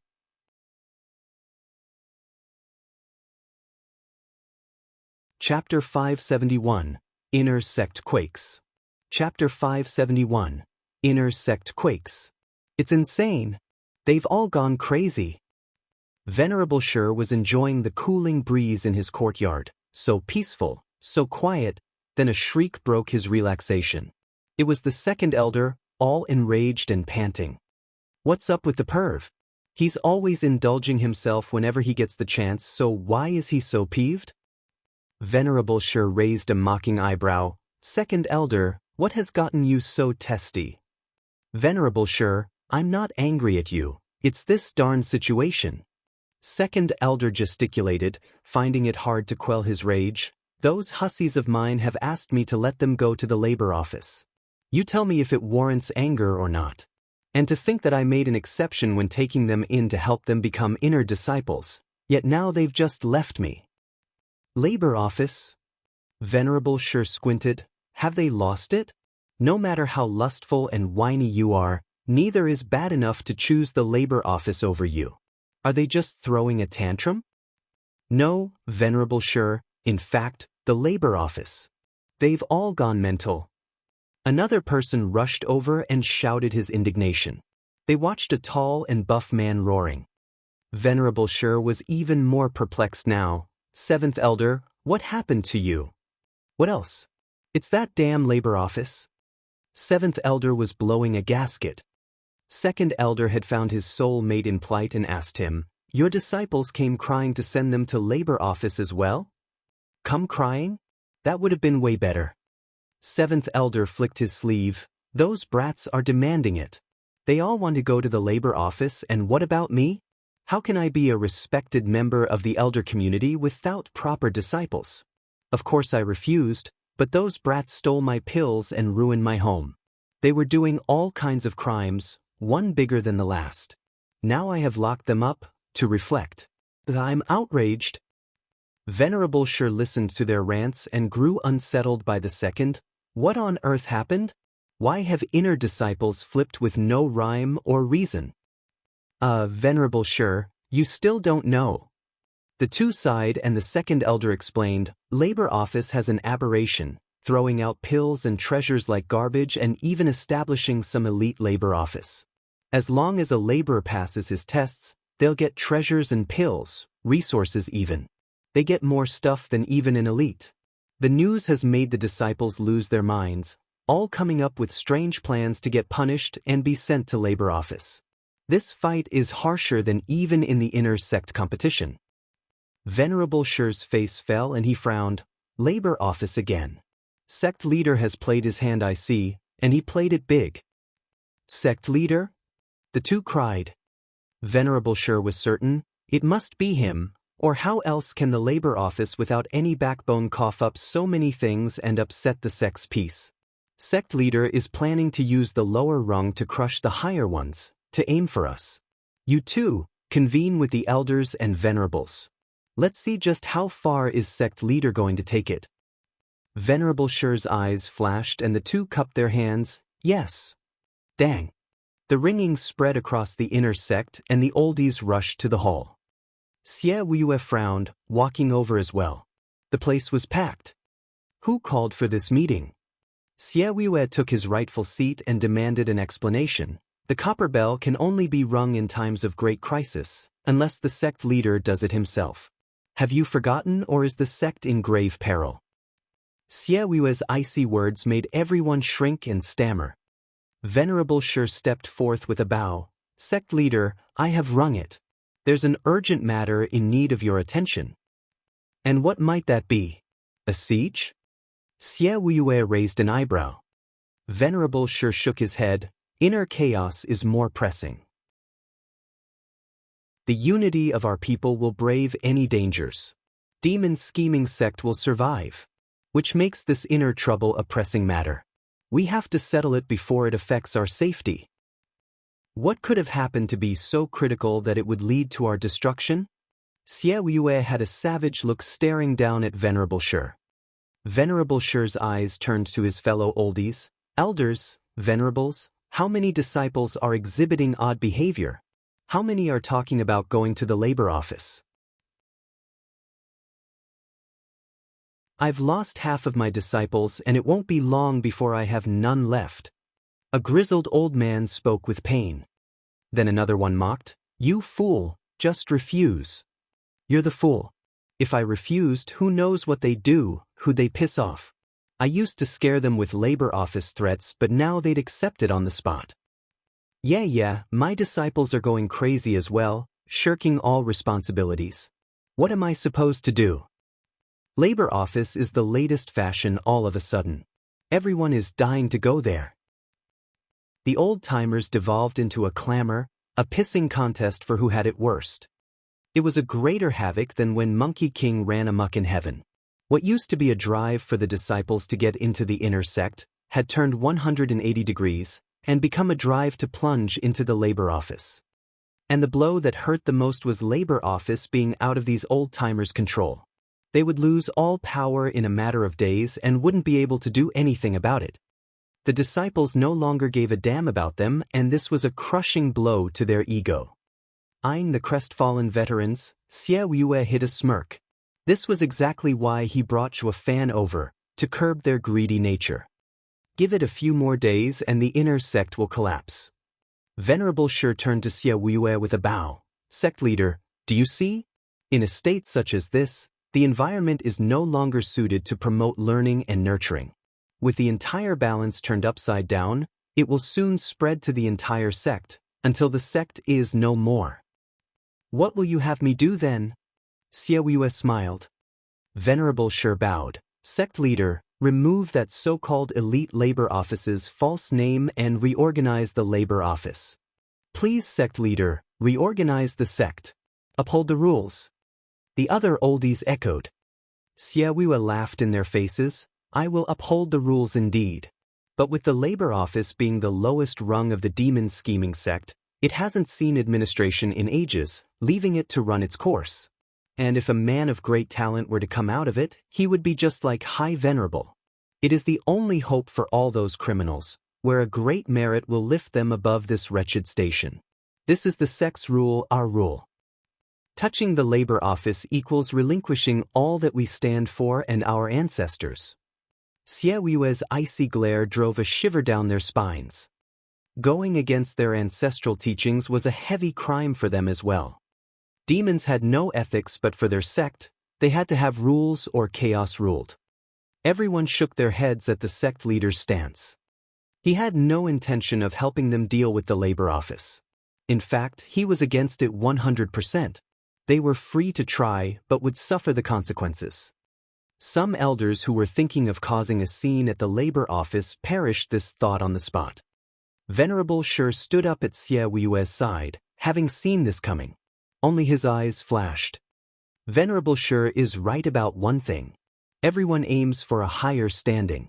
If you can't even get a hold of your disciples, how will you go any higher? Ha!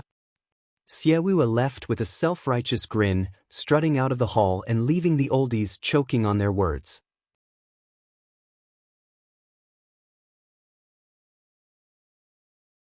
Chapter 572, Poaching. Chapter 572, Poaching. The sinister laughter echoed among the old-timers who were bearing dark faces, as if a storm clouded their lives. Venerable Sure smiled at them. See, sect leader has made his stance clear. It goes to show that he had a hand in it, all directed at us. Letting this devolve any further will leave us penniless. They all nodded, yet someone asked in doubt, but the flood of resources coming from the labor office to train the disciples isn't stopping. As the sect's resources have to pass through us before being dispatched, how exactly did the sect leader fork out such a huge amount to strike back at us?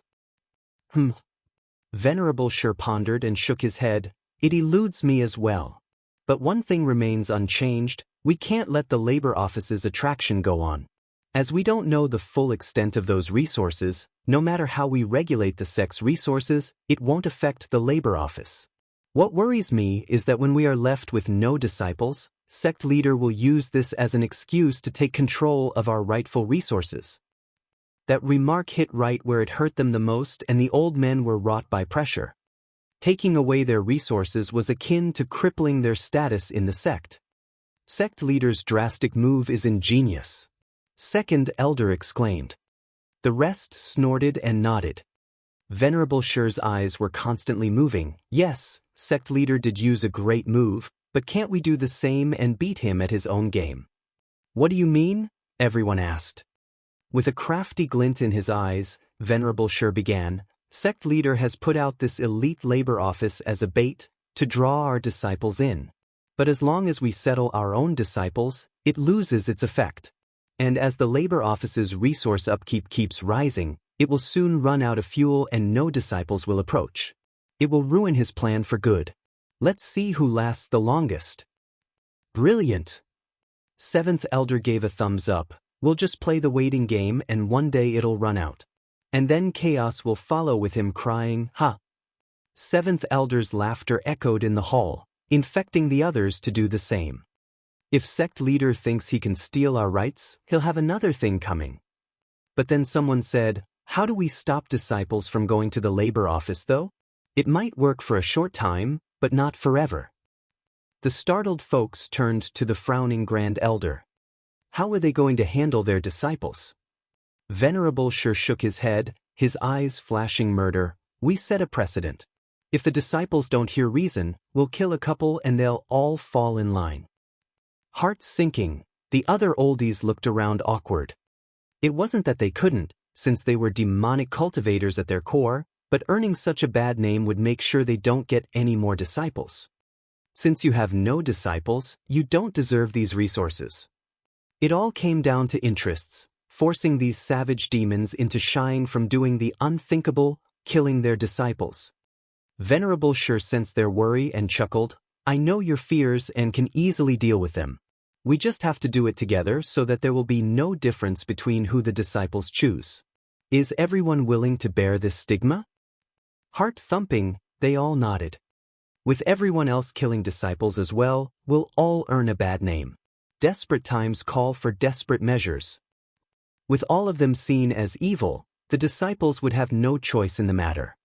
Everyone had a sinister grin spreading on their faces. Brats, your time has come. With all in agreement, it's decided. Go set an example for each of your disciples and shake the rest into compliance. Make some outer sect executives to round some of them up as well. If some elders or venerables do not have disciples to kill, just pick some from there. With everyone having the same reputation, an escape wouldn't exist. And any that fails to do it will earn the wrath of the entire inner sect. Venerable Sure eyed each of them with a cold eye. Everyone nodded. Venerable Sure turned around. Venerable Chi, Venerable Bai, we may have had our differences, but we are up against a common enemy, sect leader. I hope you will join the fight for the greater good. If the inner sect collapses, so too will your interests.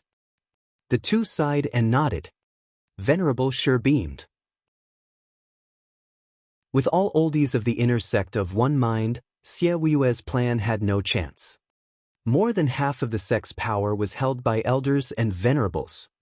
After setting up the details, They each went their merry way with a glint in their eyes and out for their disciples' blood. Whoever ran for the labor office will die. Grand Elder was about to go as well when Venerable Sure said, "Grand Elder, please wait." Grand Elder turned to Venerable Sure's smile.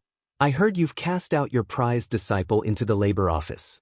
But he violated the rules and therefore he was sent there," Grand Elder said. Venerable Sure shook his head. "Ha, Grand Elder, do you not trust me? With Guehu being your pride and glory, no matter how vile the act was, you'd still not send him there. Moreover, after a couple of days of you sending him there, the elite labor office appeared." "Venerable Sure has made a thorough investigation," Grand Elder chuckled. "Fine, I'll tell you. When Guehu lost to Juefan and that girl asked to return to the labor office, it raised my suspicions. So I sent Guehu earlier as a spy. The sooner I know about what's going on, the easier it is to strike." Venerable Sure was stunned and praised the Grand Elder. Grand Elder's vision is so wide and selfless. Even sending your prized pupil as a spy. "Ha, it's nothing. Others weren't suitable and I could only send Guehu. It pains me even now to think about it." Grand Elder waved his hand. "Then, Venerable Sure, I'll be going." "Please." Venerable Sure smiled. "If you need anything, just ask." Grand Elder smiled and left. Venerable Sure failed to catch the subtle shift in his expressions, a heavy mood. Nor did the Grand Elders see Venerable Sure's suspicion. As both parties were in doubt, neither revealed their treachery to the other. Meanwhile, Venerable Chi and Venerable Bai returned to Venerable Bai's home to discuss. No matter the regrets of dirtying their hands with their pupil's blood, they had no choice in the matter. Everyone was going to bear this cross, and so should they if they wanted to live on in this sect. Yet just as they entered the house, Yu Ling and Kuei Lang came bowing. "Greetings, Master." "Is something the matter?" Venerable Bai asked. Yu Ling reported, "Master, Steward Zhua has paid a visit." "Steward Zhua? Who's that?" "The steward of the elite labor office, Zhua Fan." Kuei Lang bowed. The Venerables tensed. The mastermind behind all this mess, the boss of the elite labor office, just came knocking. Since he is the sect leader's right hand in this plot, he must represent the sect leader. Venerable Bai sighed. No gift is ever free. For him to represent sect leader, it means sect leader wants us on his side. But who should we choose, sect leader or the inner sect? Venerable Chi frowned in deep thought.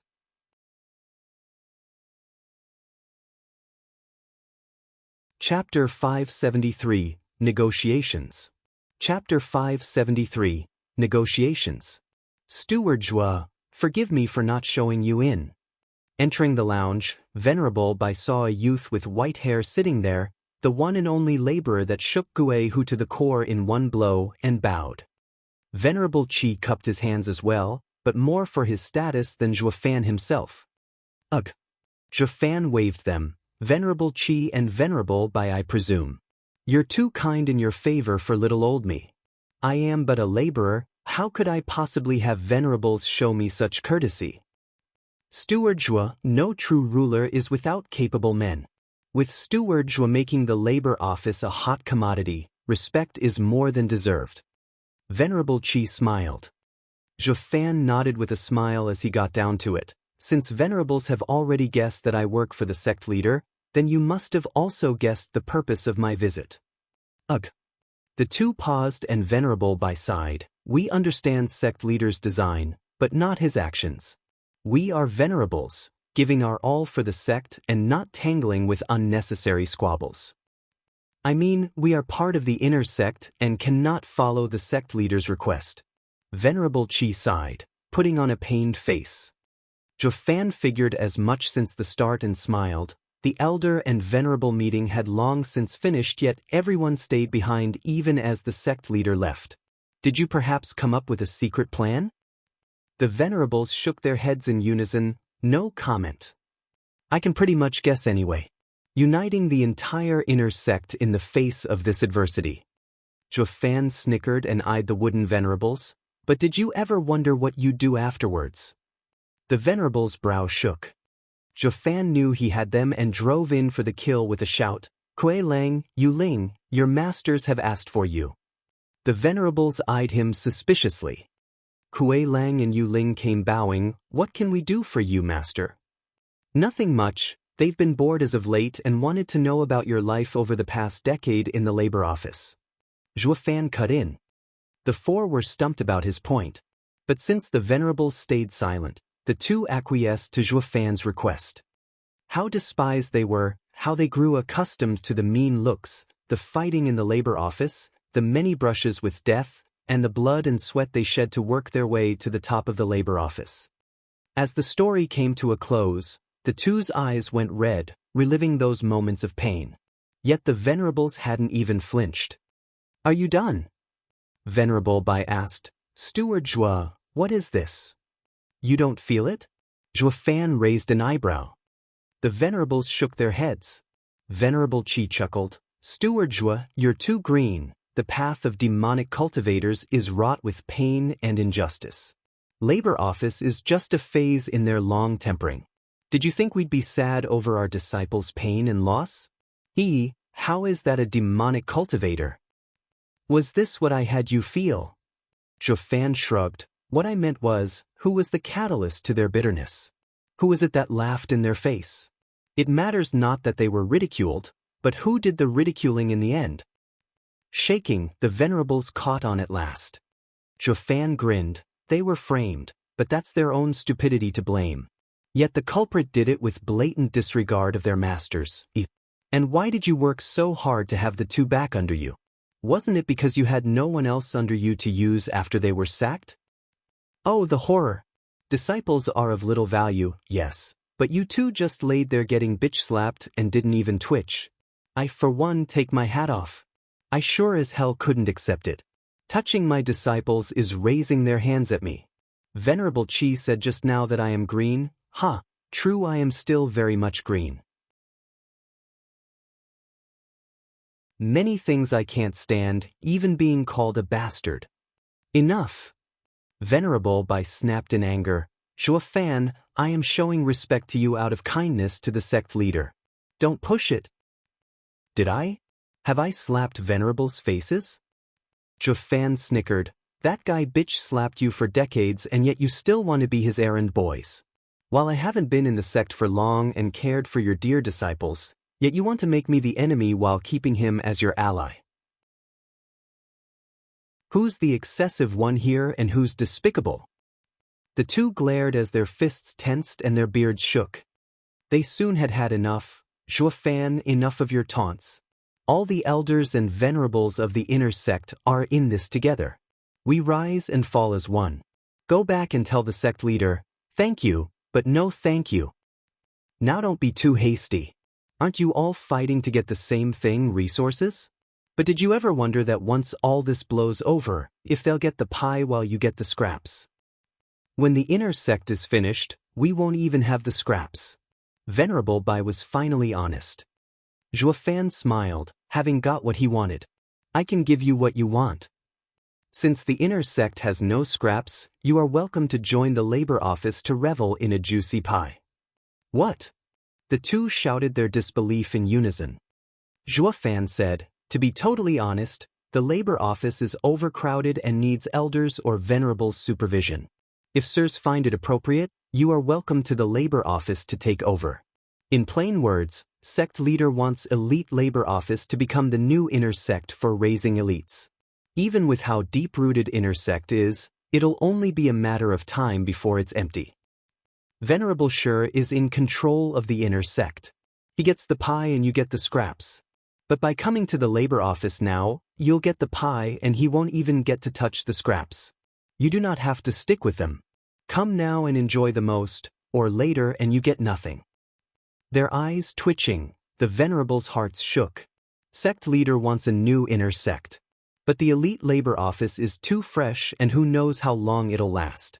The danger is high. Zhuofan pierced their doubts with his sharp eye and revealed 2 vials. The two gasped at the thick miasma, even felt their blood flowing smoother. 10th grade pill? The heaven-reaching pill to be exact. Just a little token. Zhua Fan smiled. If you still find it suspicious, you're welcome to get more people to join. For every elder or venerable coming to the labor office, I'll offer an 8th grade pill. 8th grade? Yes. Zhua Fan smiled. Since you'll be the mediators, you'll receive a bigger reward for your efforts. The rest will only get 8th grade. But you better work fast, the spots are limited. What would I do with more elders and venerables than disciples? The two came to understand Zhua Fan's true plan. He didn't just want to poach the inner sect's pillars, but its disciples as well and turn it into an empty husk. Such deadly tactics would leave the inner sect crushed and ruined. That being said, if some oldies and disciples jumped boat in favor of the labor office, then the inner sect would have no worth. By working in tandem, sect leader and Zhua Fan will spell the end of the inner sect as we know it. Sitting here any longer would make us cannon fodder. Switching sides was a much more sensible choice. Since Zhua Fan and their disciples were close, the sooner they join the labor office, the more benefits they'll receive. The two's eyes flashed and they nodded. We agree to join you and will even rope in others worthy of trust. Perfect, with the inner sect rotten, I have just the place for you to leave your mark. Welcome aboard. Zhua Fan's trademark evil smile was back in business.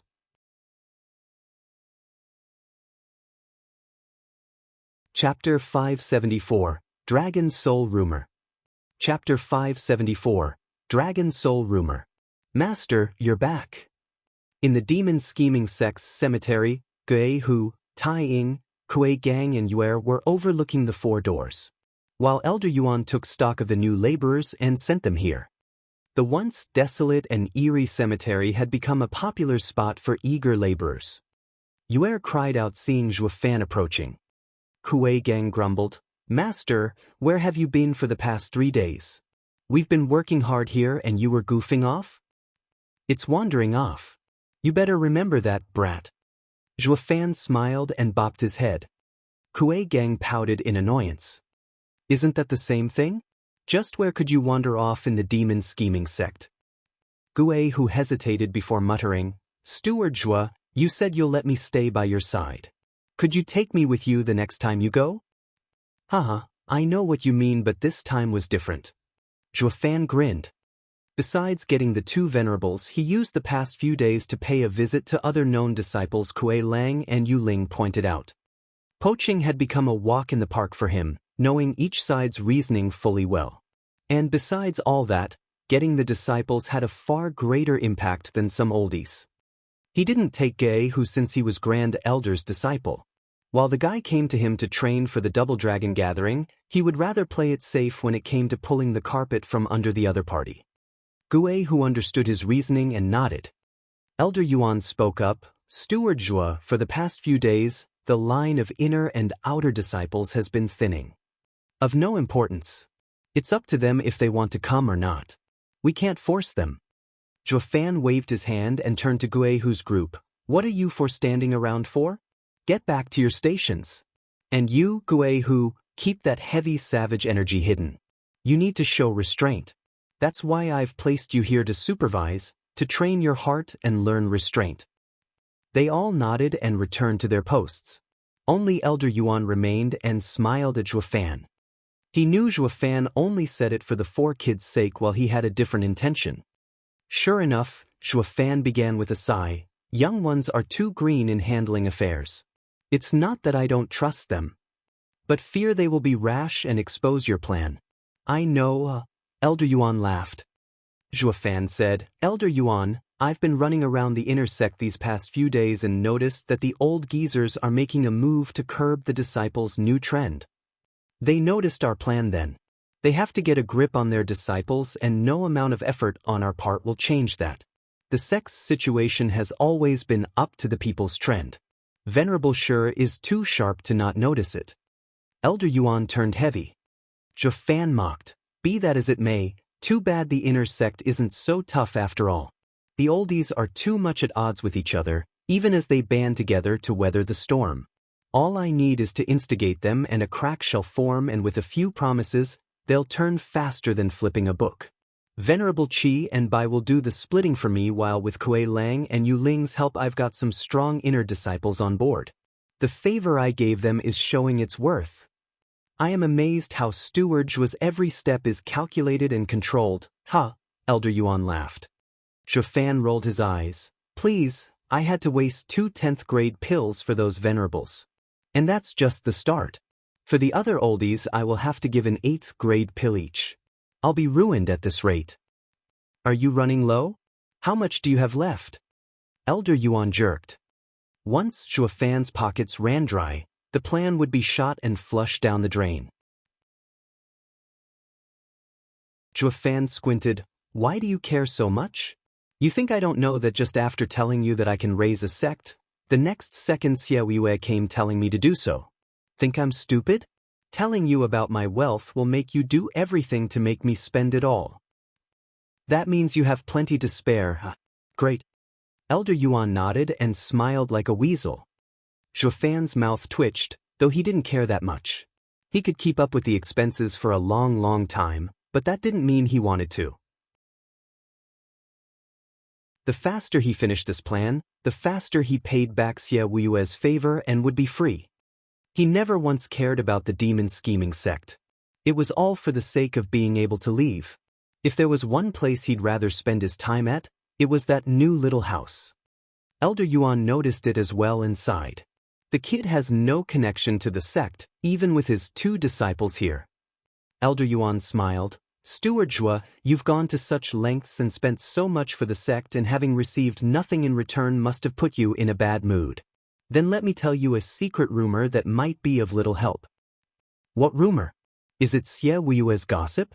Next time I'll smack that greedy little bugger and take out my resentment on him so that you never get another idea about my pockets, huh? Elder Yuan's face twitched and he chuckled. Steward Zhua, please don't joke. I'm being honest here. The rumor comes from the Western lands and only the higher-ups of the sects are privy to it. I only got to hear about it by playing lackey to an alchemist.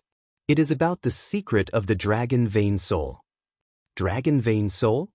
That caught Zhu Fan's attention. You mean that 9 dragons' diamond body? Elder Yuan smiled in disdain. That's just a waste of Dragon Soul's power. What do you mean? Zhu Fan turned serious. Ethereal stage experts say, with the 9 dragon souls in one's body, anyone who can withstand their torture while under ethereal stage will achieve the 9 dragons' diamond body and enter the ethereal stage on the spot. But this path is a waste, because his soul would become that of an earth dragon soul.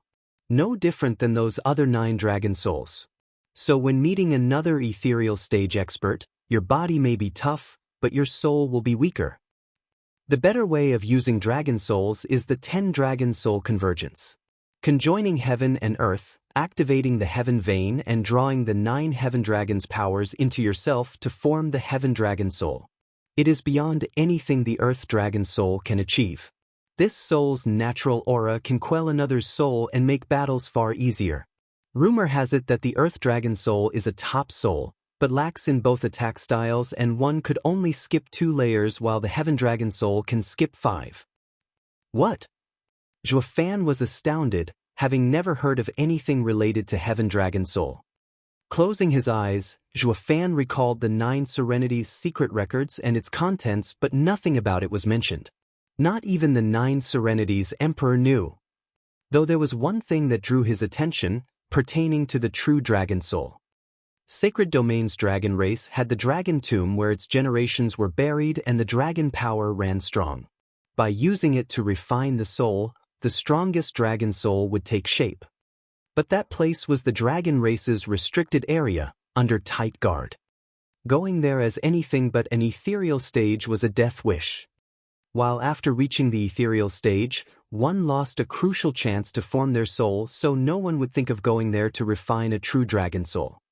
But from Elder Yuan's words, this heaven dragon soul sounds like a soul formed by refinement of the dragon tomb's dragon power. I can't steal it in the sacred domain, but I can in the mortal domain. Elder Yuan knew he was puzzled and continued. The 10 dragons open the heavens and provide one with the timing to enter the ethereal stage.